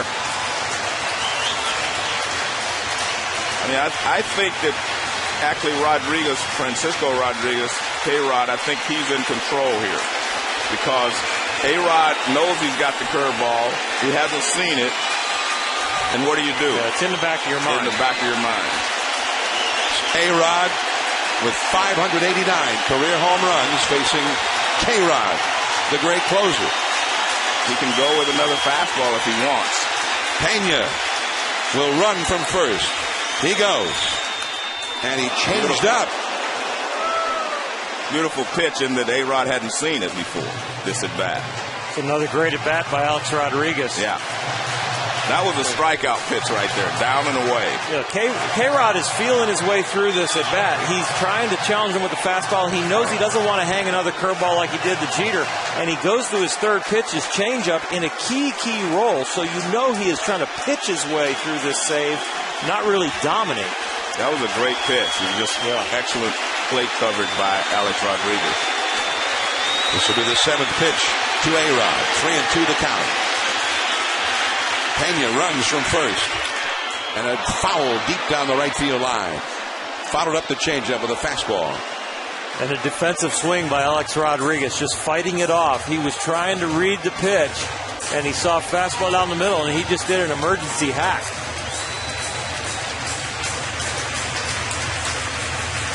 28 pitches in his 5-out save last night, and he's now thrown 20 in this game.